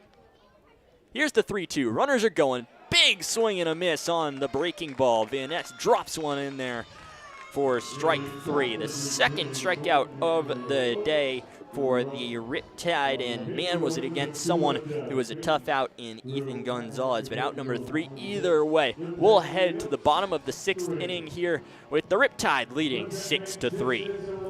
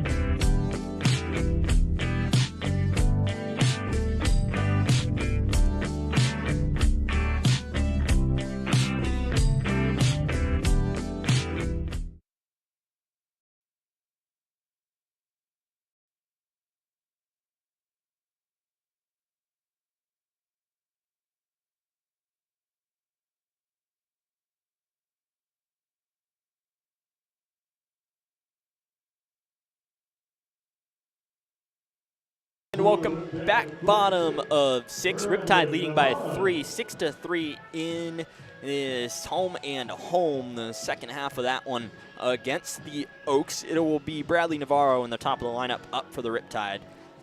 And first time that we've seen Navarro come up right-handed at least today. He'll be going against the left-hander in Xander Allen Fox. Here's the first pitch to him. High and outside, misses for ball number 1. So switch hitter Navarro has bat 3 times lefty today. Grounded out twice and reached via a walk in the 5th and ended up coming around to score. That was the second run for the Riptide. And, well, they put up 5 in that bottom of 5. 1-0 is chopped toward Grant Mayu over there in the third base coach's box. So rolls just toward the Riptide dugout, and it'll be a 1-1 toward Navarro.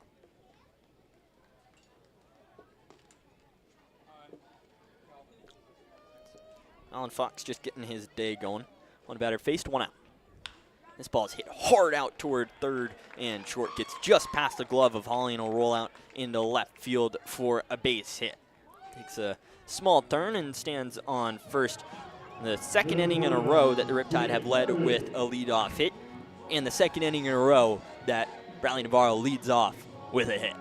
Yeah, pretty And it worked pretty well for the Riptide last time. Navarro gets on 4 straight base runners. They end up scoring 5 runs to see if they can do something similar. We've seen them have back-to-back 5-run innings against this Oaks team. First pitch to Jake Evans. Watches that miss high and outside.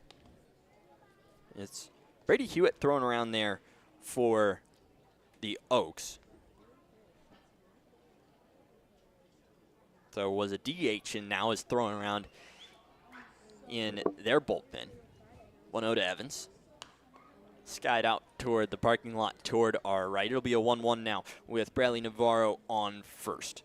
Tough to kind of steal off the lefty pitcher in Alan Fox. He's shown a pretty decent pickoff move so far back to first. He threw at Zakar, who had a 3-step lead maybe.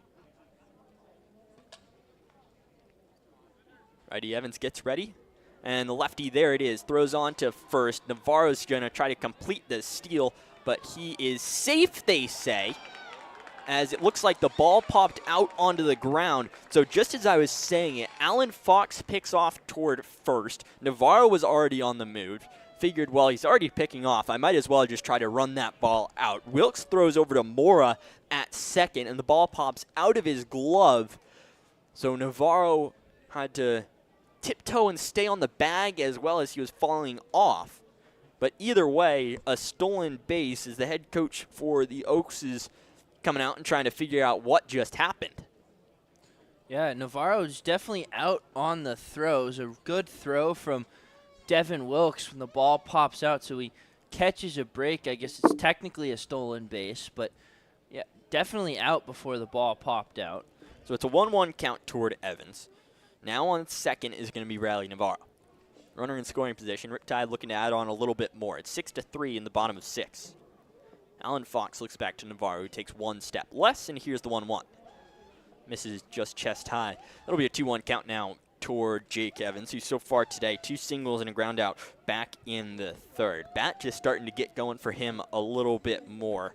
Batting .235, but an on-base percentage of .470. Alan Fox looks back toward Navarro. Here's a second look at him now. Taking a long time. Finally the 2-1 to Evans. Bounces it 3 feet before home. And it'll be a 3-1 count now with no outs and a man on second base. Carter Dan's getting loose for the Riptide in the on-deck circle, I should say. I was about to say bullpen. Certainly not. He pitched yesterday, though. Did a good job. A lot of run, but it was not earned. Evans, the guy at the plate in the righty box. Here's the 3-1. Slider catches just top part of the zone, maybe a little bit inside it as well. So it'll be a full count now. No outs, Bradley Navarro on second. Gonzalez, the second baseman, having the job of holding Navarro on out there. Kitty corner from home plate. Alan Fox didn't look at Navarro. Now he finally does. Takes a long stare at him. Brings on the payoff pitch, which is hit out toward third base. Off the glove of Hawley. Gets Mora's glove instead. He fires it into the bullpen. Evans makes a hard turn towards second. Navarro makes a hard turn around third. Comes around to score. And Evans is now on second with the Riptide leading 7-3 after a hard play there. Hawley looked like he was going to cut it off at third. It tipped off his glove, goes to Mora at shortstop, way deep in the outfield. Had to rifle a ball across the entire diamond, threw it about 3 feet over the top of Wilkes. And the Riptide now lead 7-3 with Carter Dans up to the plate. Yeah, I think that's definitely the third hit of the day for Jake Evans, and then the air on the throw advancing both of the runners. So Evans, that was for sure a hit. He was safe regardless of the throw, and then the throw just aiding the Riptide. I would agree with you at that. So Alan Fox now working with the runner on second. This time, instead of Navarro, it's Evans. Dan's at the plate to left. D watches the first one catch the outside part of the plate for strike number 1 with no outs here in the bottom of the 6th. Riptide have brought across a run now in 3 straight innings at 7-3. There's also the 10th hit of the game for the Riptide. So doing well in that category after a slow start. 0-1 from Alan Fox. Off speed, misses low and outside. So Evans continues a good day. He's now 3 for 4 with 3 singles. But he's now on second after the error from Mora. He's the guy holding him on at second base. Alan Fox working on the first base side of the rubber. Takes a long look at Evans, who takes his jumping all over the place out there. Alan Fox decides, let's work on Dan's, and finds the outside corner for strike number 2. It's 1 ball and 2 strikes with no outs and a runner on second base. Dylan Blakey still loosening in the Riptide bullpen. I'm assuming we'll see him next inning. I think he's thrown at least 3 or 4 bullpens worth of action out there getting ready. Van Ness has done a decent job so far. On Fox looks back 1-2. High at eye level of Dan's. So 2-2 count now. Yeah, Blakey had to kind of warm up quickly as Van Ness was struggling, but then Van Ness got better, so Blakey slowed down, and now it's kind of been back and forth, but I'm assuming it'll be his game. Van Ness brought it certainly back into control, only ended up giving up 1 run and tagged on a strikeout in there as well. 2-2. Curveball left over the plate. Hit toward the opposite direction. A diving catch in left field from Jimenez. Says, hey, Montgomery, watch this. After Reed Montgomery's diving catch out in left, that one, what a play. And that ball probably saving a run with Evans on second, already kind of hustling around. He definitely would have gotten home if you let that one drop in front. Instead, it's an out with a man on second still in Jake Evans. And a great play, a robbery from Jimenez out there in left field on Carter Dance. Looks like the day is going to be done for Xander Allen Fox, and instead it will be the DH Brady Hewitt coming out to the mound. We'll introduce him after this. It is 7-3 in the bottom of the 6th inning.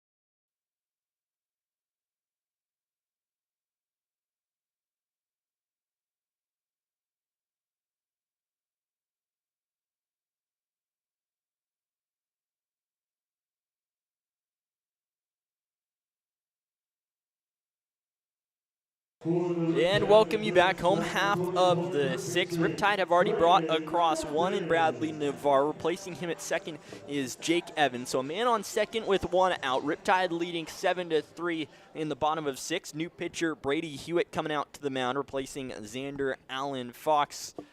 And he'll get ready to start his day out of the stretch. Big right-hander looks on toward Grant MacArthur.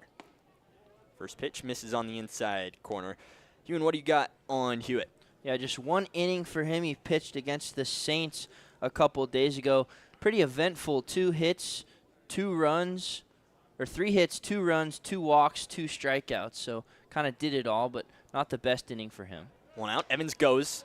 Ball is outside, misses. Throw is not in time, way high as well. Holly had to jump to bring that one down. So a steal from Evans and a ball from Hewitt.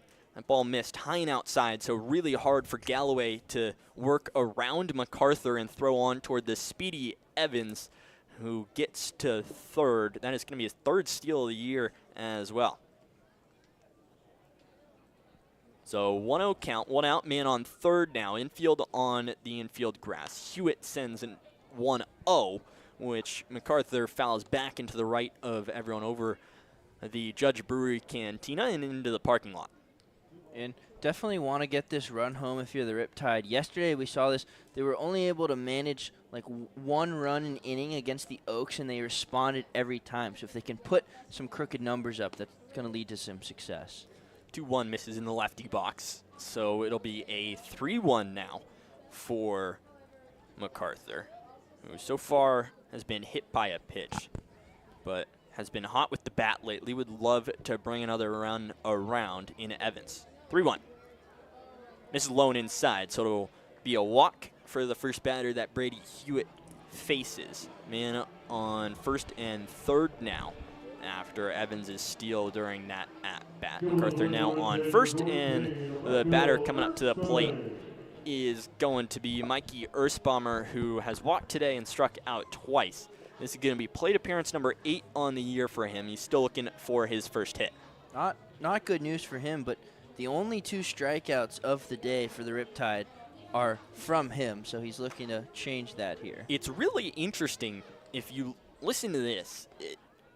2 strikeouts on the Riptide and 2 strikeouts for the Riptide on the other side as the first pitch misses low and inside. And the reason I say that's interesting is because Riptide are a team that strike out quite a bit, but pitching-wise are really efficient with striking out batters. So only 2 on both sides of the plate is pretty interesting. Hewitt will set, open stance for him on the first base side. 1-0 big swing and a miss from Ersbaumer, who's trying to bring some runs across. It's 7-3 in the bottom of the 6th. Riptide already have brought across 1 thanks to Jake Evans. He's standing on third, and on first is Grant MacArthur. Yeah, you talk about the strikeouts yesterday between these 2 teams. The Riptide struck out 10 times as batters, and they struck out 12 Oaks batters on the mound. MacArthur heads towards second. Ersbaumer laces one in the hole that MacArthur was running across, just in between Wilkes and Gonzalez. Evans will come across to score on the single from Ersbaumer, his first hit of the year. And on the hit and run, MacArthur goes lumbering all the way from first to third. So an RBI single for Mikey Ersbaumer makes the score 8-3 in the bottom of the 6th. Who would have thought a hit and run with Grant MacArthur works to perfection? Mike Ersbaumer, good job. The big first baseman goes off stealing, was thinking maybe a first and third with Evans being so quick. If that ball's thrown to second, Evans is probably able to come across and score. But either way, it's 1 out with Johnson up to the plate now, who has a whole lot of power today. First one misses on the outside. It's a 1-0 count with Ersbaumer on the base path for the second time today. The first time via a hit, and his first hit in, well, you can kind of consider it college ball here in Summer League. We head into Stanford this upcoming year. 1-0 slapped out toward right field in the exact same spot that Ersbaumer hit it previously. MacArthur will come across to score easily. It's 9-3. Ersbaumer with a very awkward slide into third base. Looked like a pitcher with that one. Goes straight over the top of the bag and will hold on. He now stands on third with a little bit of a chuckle. And it's now 9-3. The Riptide, their 13th hit of the night, thanks to Luke Johnson. And he now has 2 singles today and a double with his second RBI as well. Mike Ersbaumer, he's been pitching so much he forgot how to run the bases. Went for a slide, then halfway through decided to stop, kind of fell on top of third base, but he's okay. 1 out, runners on the corners. Now it's Reed Montgomery to the plate, who had a double that brought across 3 earlier. He slaps this one into left center. It will roll all the way to the fence. Coming around to score is Ersbaumer. On his horse is going to be Johnson. He's coming all the way around. He'll get through uncontested. Ball to Mora, the shortstop. He'll catch it and hold on just into left center field. And it will be a first pitch double now for Montgomery, who's brought across 2 more. Man, has he had a day. A single and 2 doubles with 5 RBIs now. So the Riptide lead 11-3, and this is shades of the first game between these 2 teams when the Riptide just blew it out and never looked back. Yeah, they did it against the Oaks the first time. They had 2 5-run innings in a row. They've done that here today. Still only 1 out. And 2 quiet bats, Luke Johnson, Reed Montgomery, coming alive today. So now it's going to be the righty in Zakar who golfs one over to third. Holloway pump fakes before finally throwing toward first for out number 2. And Zakar is retired for the first time today on a ground out to third. So it'll be 2 outs. And the Riptide have now brought across 5 runs in the past 2 innings, leading 11-3 with Camden Sauce coming up to the plate. And those 5 RBIs now for Reed Montgomery propel him into the team lead. He came in with 9, now 14 on the summer. So 2 outs. Brady Hewitt, the righty, still going to try to work some things out here against Camden Sauce. Ball gets away off the shoulder of Galloway, rolls to his left. Montgomery, the speedy guy, steals or gets to third on the wild pitch. So runner in scoring position yet again, only 90 feet away from scoring. That's Reed Montgomery. Not after the seal. He was in runner in scoring position at second, but a little bit closer now. Here's the 1-0 from Hewitt. Check swing from Sauce. He went around, and also the fact that it was right down the middle. So it'll be a 1-1 count with 2 outs and a man on third here in the bottom of the 6th. All the runs for the Riptide have come in the past 3. And it's looking like a 1-5-5 in the 4, 5, and 6 innings for the Riptide. 1-1 catches the outside corner for Hewitt for strike number 2. See how long Hewitt lasts. Winston Peterson warming up for the Oaks. Sauce, the only guy yet to get on base today for the Riptide. Hewitt would love a strikeout here. Here it comes. 1-2 misses low and outside. Certainly a tough one to take if you're Sauce. But now it's 2 balls and 2 strikes with 2 outs and a runner on third. Sauce has a 10-game on-base streak, which in this lineup today is second only to Bradley Navarro, the leadoff guy, who's a 13-game on-base streak. 2-2, got him looking, and there's going to be no protest on that one as the curveball just dropped in there on the bottom part of the zone. I lied, there's going to be a protest from Sauce, who will talk with Michael Blanchard. Sure, he's not going to bring that call back, though. So 3rd out of the bottom of the 6th, 11-3 the Riptide lead after bringing across 5 runs in the bottom of 6. We'll head to top of 7 when we come back.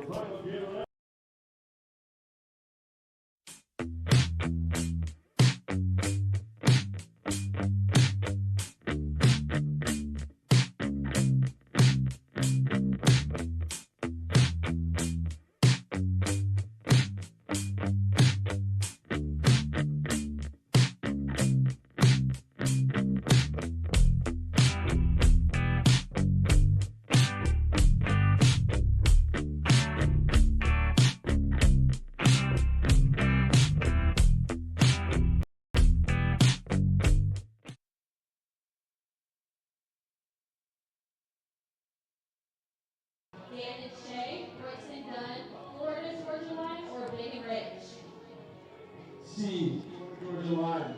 C is correct. And yes, our fans in the stands, feel free to help Brian out. Our next question. Which country artist crossed over into pop with album 1989? A, Carrie Underwood, B, Taylor Swift, C, Kelsey Ballerini, or D, Miranda Lambert? B. Taylor Swift is correct. Are you a secret Swiftie, Brian? I think you are. And last but not least, what city is famously known as the home of country music? Austin, Texas, Memphis, Tennessee, Nashville, Tennessee, or Branson, Missouri? C. Did you say A? C. C, that is correct. Nashville, Tennessee. Let's give it up to Ryan, who went 4 for 4. Thank you, Ryan. Ryan was a perfect 4 for 4. And we welcome you back. Top of the 7th inning. Riptide lead 11-3 after bringing across 5 runs in the 6th. That's the second inning in a row that they brought across 5 runs. Andrew Giesler, Hewan Fitzpatrick, as we welcome in Dylan Blakey stepping onto the mound. Jonathan Van Ness, his day ends. So 2 innings pitched for him, 2 hits, 1 run. It was earned, 3 walks, and a strikeout. Not necessarily what he would have loved, would have liked to do a little bit better, but it's Blakey time on the mound. The left-handed pitcher, as both teams' managers in a little bit of a conversation with Michael Blanchard, the home plate umpire. And it would have been great to have the country western trivia for the theme tonight during this. But either way, Hewan, you were playing for a guy who doesn't consider himself to love country music all that much.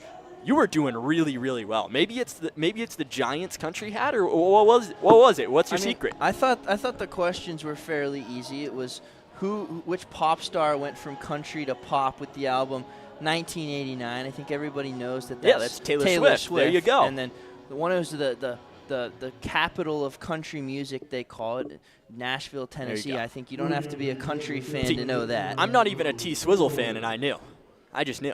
Everybody knows that she started in country. She's from, I don't even think she's from the South. I think she's from like New Jersey, but she started in country. I think we need the research team to go maybe figure that one out. As Lucas Danuitz, the 2-batter will face against Blakey, and then Galloway and Wilkes. So righty, lefty, lefty for the Oaks against Blakey, the left-handed pitcher, who will set and come out of the stretch for the first time in the 7th inning.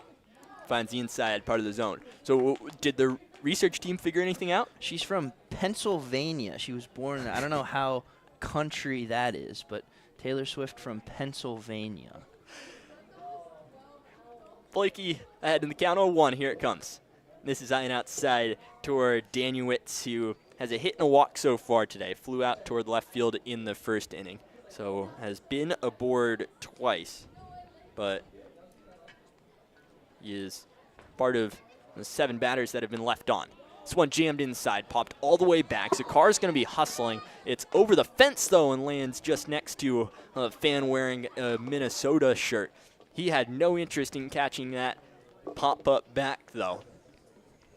See, if I had my glove, if you had your glove also, that's a can of corn back behind you. Yeah, I'm ready. I'm going to start bringing my glove tomorrow. We have a rare Monday game tomorrow. I'm ready to shag some balls during BP. That one against the Foresters at 6. So that one was rescheduled because the Foresters bus broke down. 1-2 from Blakey. Curveball left hanging, hit out toward left center field. Dans will range over into the sun, catch it with one leg up in the air and a skip and retire the first one in this top of the 7th inning.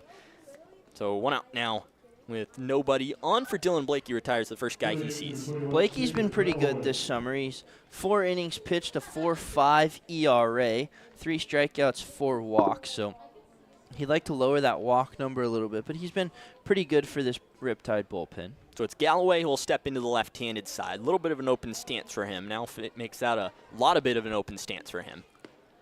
Watch the first one on the outside part of the plate from the lefty in Blakey. Makes it 0-1 with 1 out. Galloway so far this series, 0 for 6, does have a sac fly, though. Grounded out into a tailor-made 6-4-3 double play back in the 5th. 0-1, heater bounces in front of Zakar and rolls to the backstop. It'll be a 1-1. Galloway, that open stance, they started measuring that in Major League Baseball with StatCast. They measure how open guys get in their stances. I wonder where Galloway would fall. I wouldn't say it's too bad, but he's certainly way back there with the right foot. 1-1 crushed out toward right field. It goes into the tarp, just foul. So it'll be 1-2 count once more. I don't know the full list, but I do know that newly acquired giant Rafael Devers has the most open batting stance in terms of the width or whatever so Devers is the leader in openness of batting stance. As a Giants fan, you would know that. I mean, they said it on the first day. I don't know. I just remember that was a fun little tidbit. Blakey sets the yearly 1-2. Misses with the slider just outside. 2-2 count now. Galloway, I said earlier, grounded down into a double play back in the 5th. Other than that, flew out toward right in the third and then grounded out to Johnson at second base back in the first. Look to change the fortune a little bit here and try to get things going for the Oaks with the 2-2. Hit out toward left field. It will fall in front of Montgomery, who won't go diving for this one. Lands just in front of him. I'll throw a one bouncer back towards second at Johnson over there. As it looked like Sauce was initially expecting that ball to go to him and instead skipped just at his feet, but a single either way for Jacob Galloway, and a runner on, more importantly, for the Oaks, who need to find some sort of offense. They need to bite back after the Riptide put up 5 runs, as it looks like we'll have a pinch hitter instead of Devin Wilkes, the first baseman, in Jake Schwartz. Lefty v lefty matchup. Blakey finds the outside corner for strike number 1. Interesting decision here. Wilkes 2 for 3 today with 2 RBI singles, but maybe looking to spark something off the bench, the Oaks. Blakey sets stairs over at Galloway and brings the 0-1, which finds the bottom part of the zone towards Schwartz, who's yet to swing but is down 0-2 with 1 out. Jake Schwartz out of Point Loma Nazarene hit .315 for them with 3 home runs, hitting .400 this summer. He's down 0-2, a little bit of an open stance for him, not as big as Galloway, though. 0-2 swing and a miss from Schwartz, who sat down on 3 pitches, so a very unsuccessful pinch hit for the Oaks, and out number 2 for the Riptide.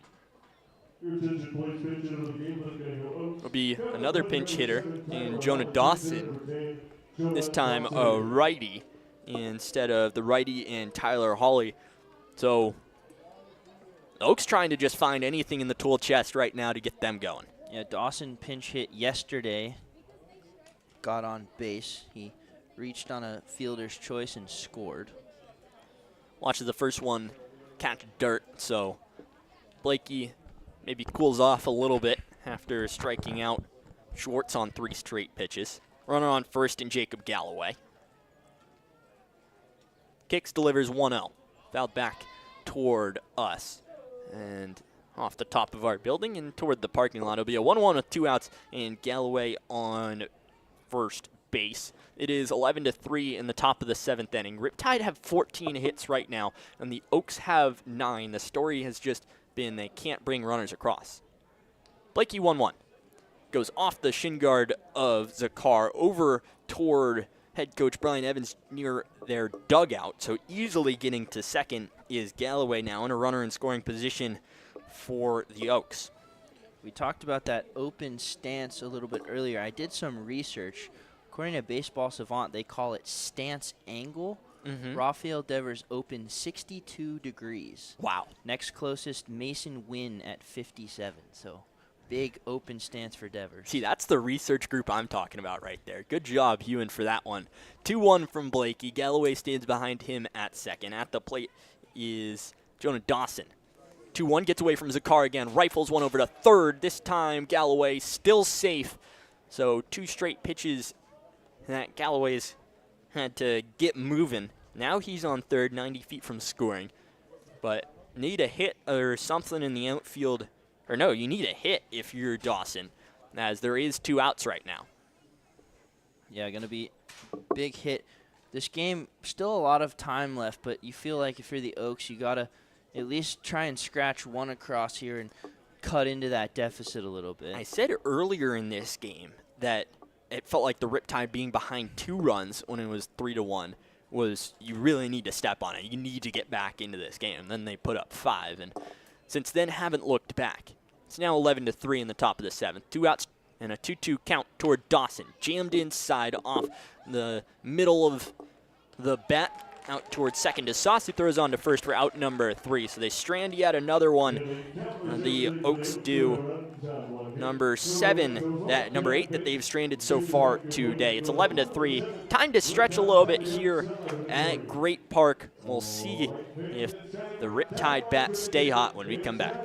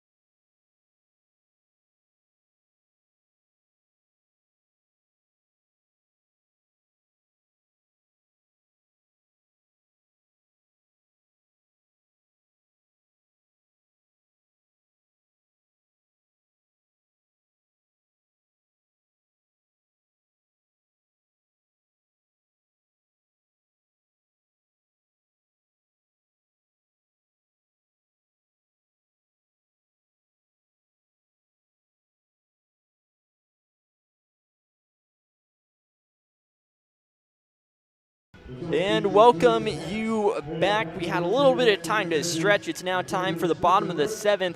And yet again, leading off for the Riptide. Every single time he's come up to bat so far today, he's been the leadoff hitter in the 1st, the 3rd, the 5th, and now in the 6th and the 7th as well. It's Bradley Navarro, who so far today 1 for 3 with a walk and 2 runs, facing off against new pitcher in Winston Peterson, the right-hander, going against the switch hitter in the lefty box, Navarro.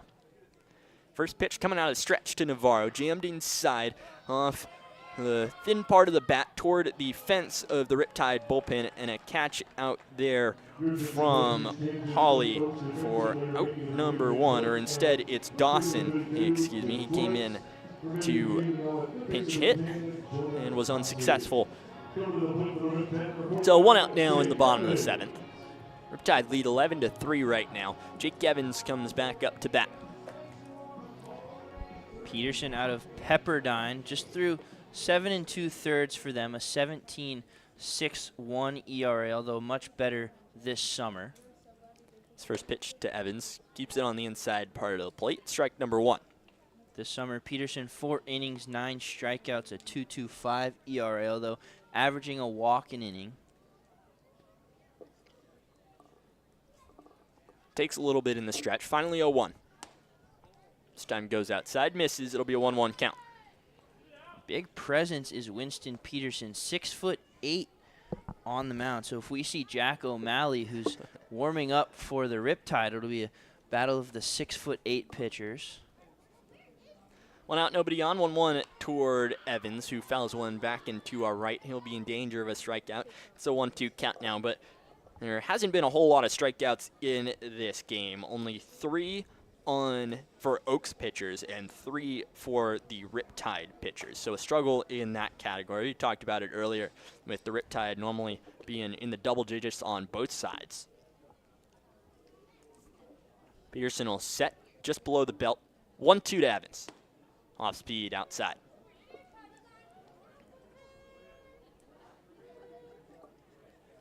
So Riptide lead by 8. It's been thanks to the past 2 innings where they've put up 10 runs, 5 in each. On the bottom of the 7th, they haven't gotten a base runner on just yet, but Evans trying to change that.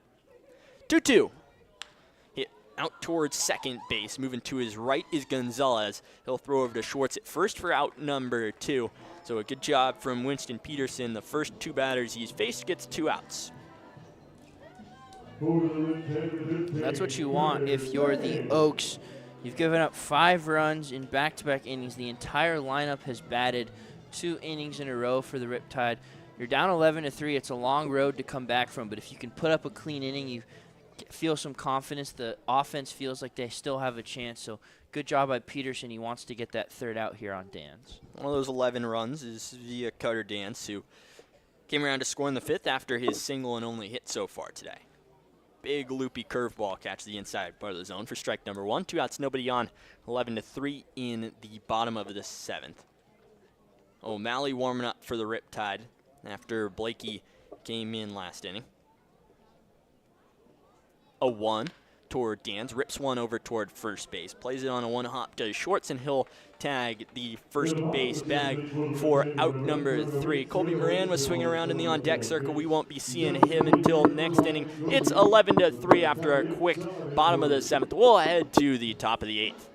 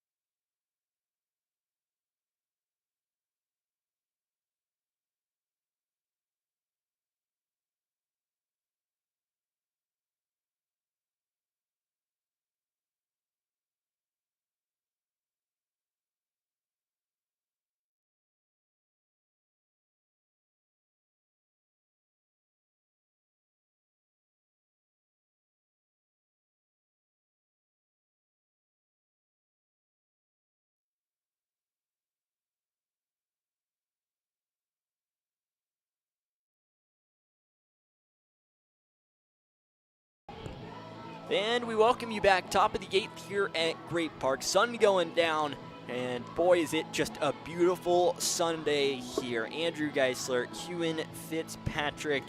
It will be Brady Hewitt, Jax Jimenez, and Zach Mora coming up to the plate, righty switch hitter, and then a righty for the Oaks, who are down by 8. It is 11-3.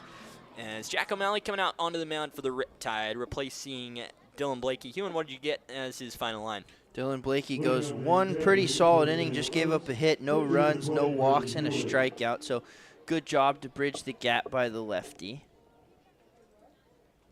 So it'll be Hewitt who came out to pitch a little bit ago. Didn't have the best outing, went 2/3 of an inning pitched, 3 hits, 3 runs, all of which earned and only a strikeout. Didn't have a walk though. So a positive in that regard. Hitting wise today, he does have a walk.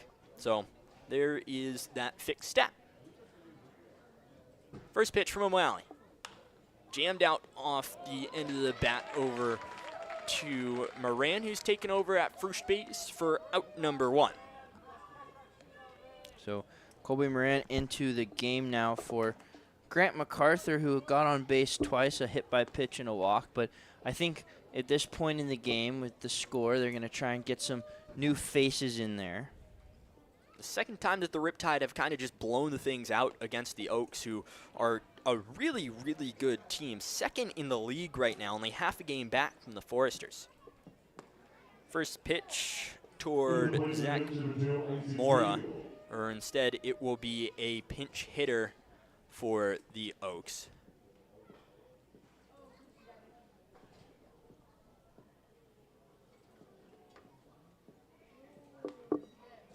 Malley comes set once again, fires in the other batter's box and into the dirt for ball, or a 1-1 count, excuse me. Isaac Veal up to the plate. Teammates with Hickey out at Westmont. No batting gloves for him, similar to Moran, who's standing on first right, or I guess guarding the first base bag for the Riptide. 1-1 from O'Malley, misses well into the lefty box once again. And the last time that we saw O'Malley, it looked like he had brought the control kind of back into what he was hoping, but previously he struggled, especially in that Foresters game, which it looks like you might have been flipping back to, but certainly a struggle in that one. Hunsaker had to come in into the bottom of the 9th. 2-1.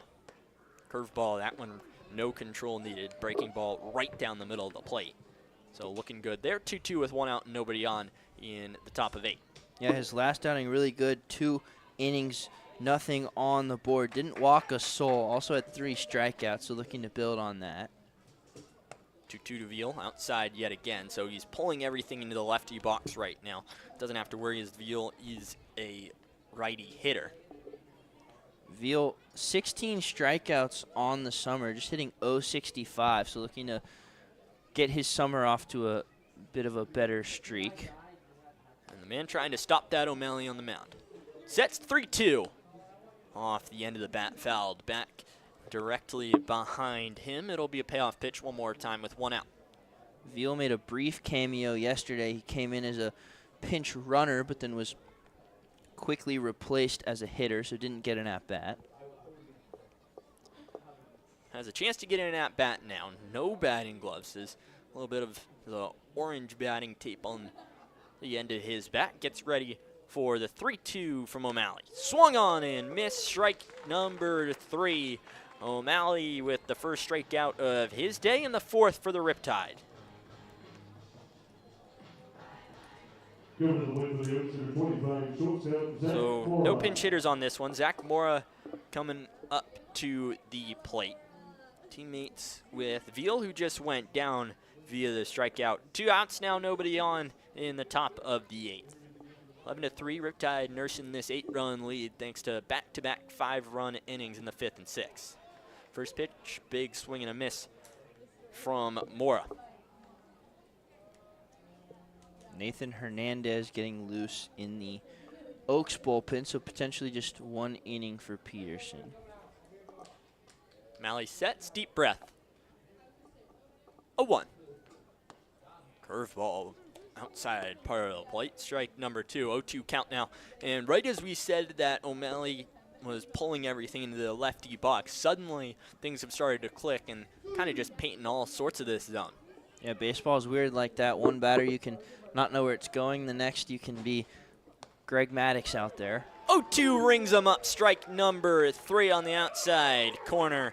So O'Malley strikes out 2 in a row, gets strikeouts number 4 and 5 for the Riptide pitchers, but more importantly, puts up yet another donut on the Oaks for the box score. They've been scoreless in the past 3. They're going to need to find at least 8 runs in their final 3 outs in the top of the 9th, but we'll head to the bottom of the 8th, where the Riptide look to add on to their 11-3 lead.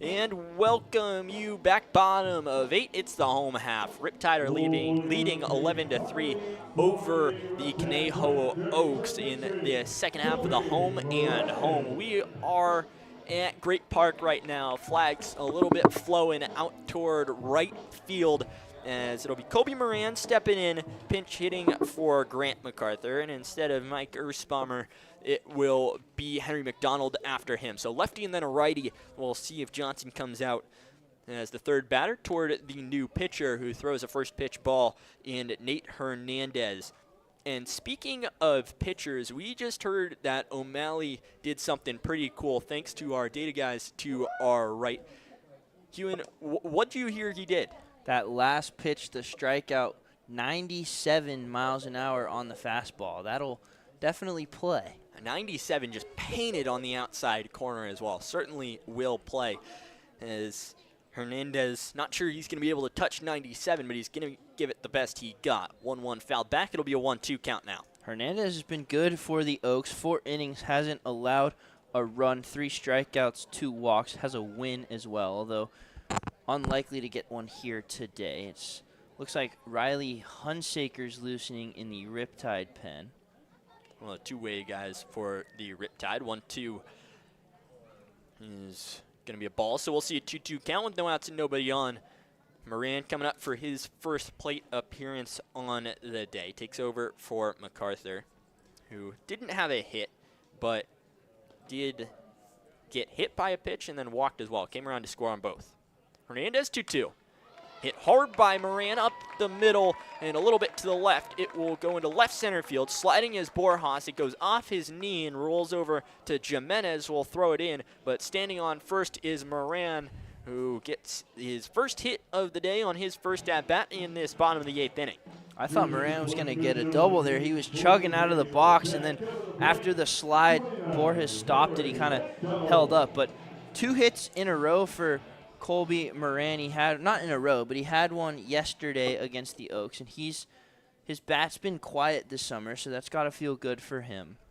So it'll be Henry McDonald now for the Riptide. The right-hander is taking over for Earthbomber, the DH. First pitch from Hernandez is pulled into the lefty box, so 1-0 count. We'll see what happens if the Riptide decide to switch everyone around or if McDonald will stay at DH. The reason that I say that is because McDonald's a catcher. Zakar, obviously a catcher as well.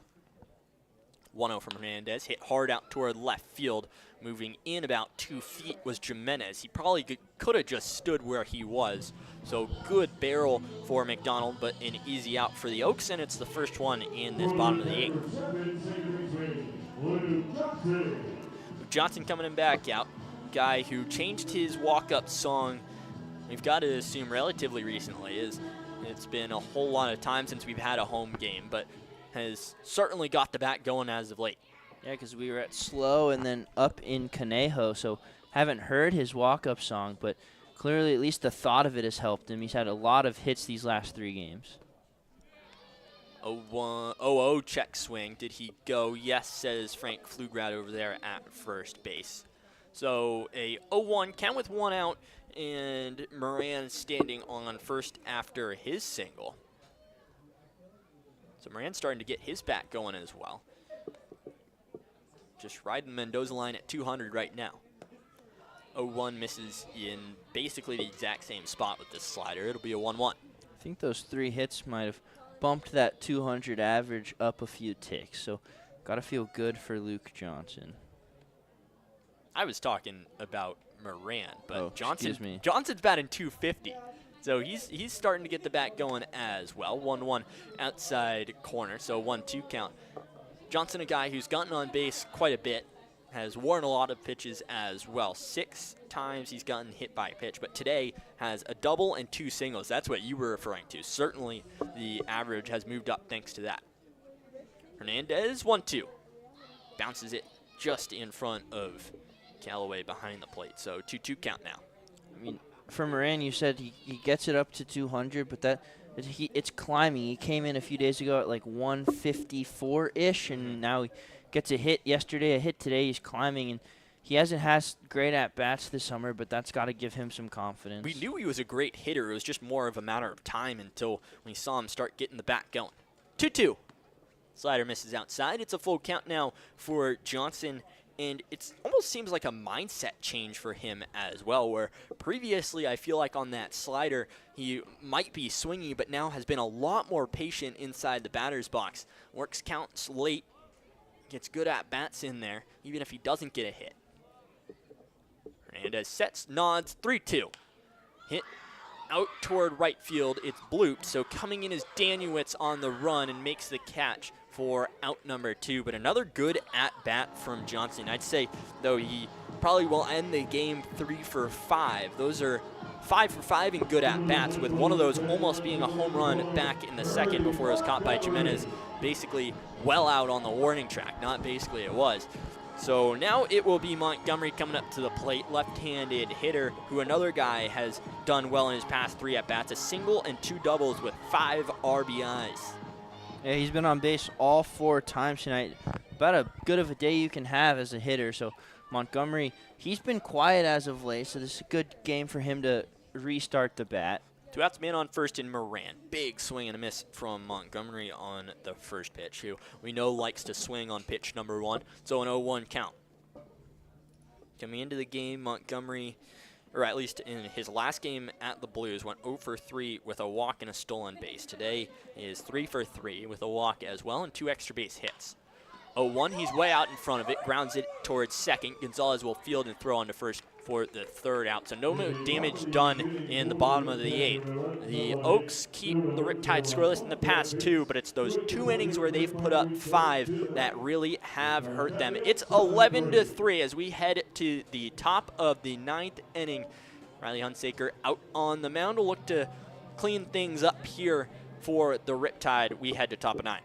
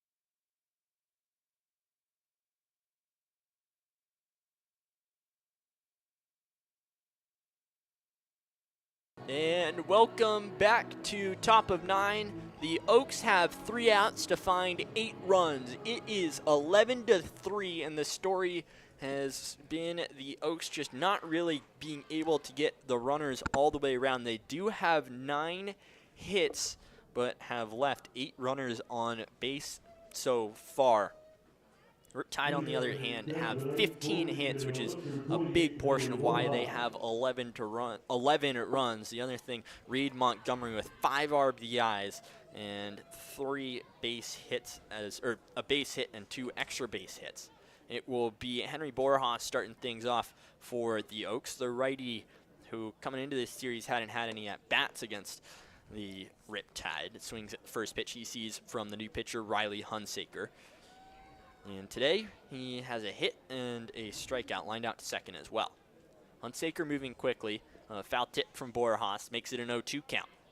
This is a good situation for Hunsaker to gain a little confidence. He hasn't had the best summer on the mound. 3 1/3, a 10.80 ERA. He does have 6 strikeouts, but no pressure situation whatsoever. He can just go out there, throw his pitches, trust his stuff, and feel good. So I like this spot for him. Here comes the 0-2. Big, ugly swing from Borjas.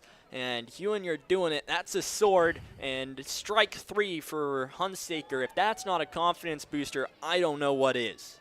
Yeah, the strikeouts have been there, but the numbers themselves haven't been there. But that's got to feel good for Hunsaker. He gets that first out pretty quickly, and now just 2 outs to a Riptide win. So that's a 3rd strikeout in a row for the Riptide pitchers. The other 2 coming from O'Malley.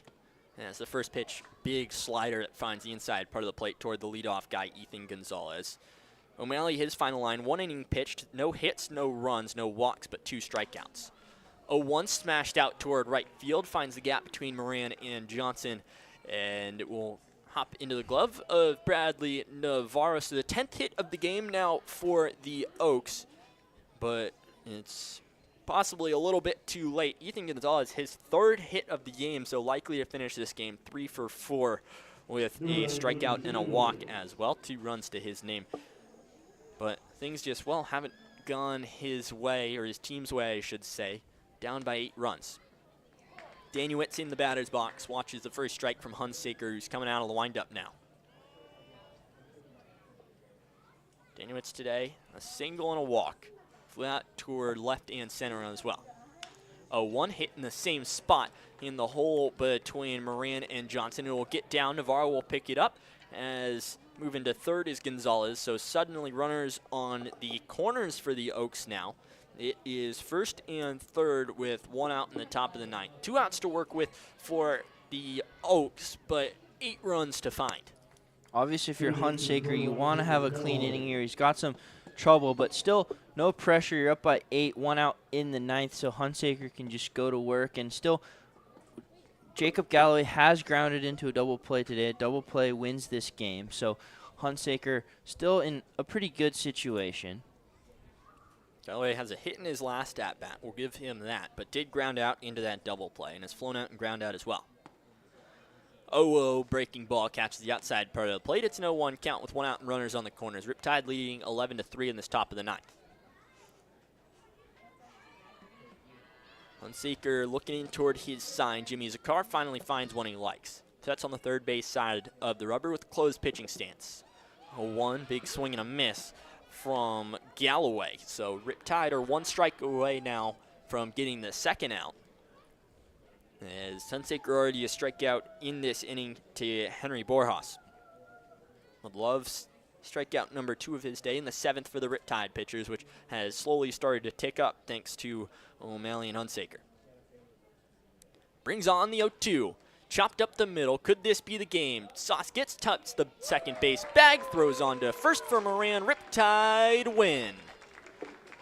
So the 2 teams split the home and home. Riptide now move back to 500 in conference play. They're 9-9 after their 11-3 win against the Conejo Oaks. And I said it earlier, this is a very, very important game to win, especially against the Oaks, who are sitting in 2nd right now in the standings. We have now hit the halfway point in our season. First off, that's absolutely insane that we're halfway through.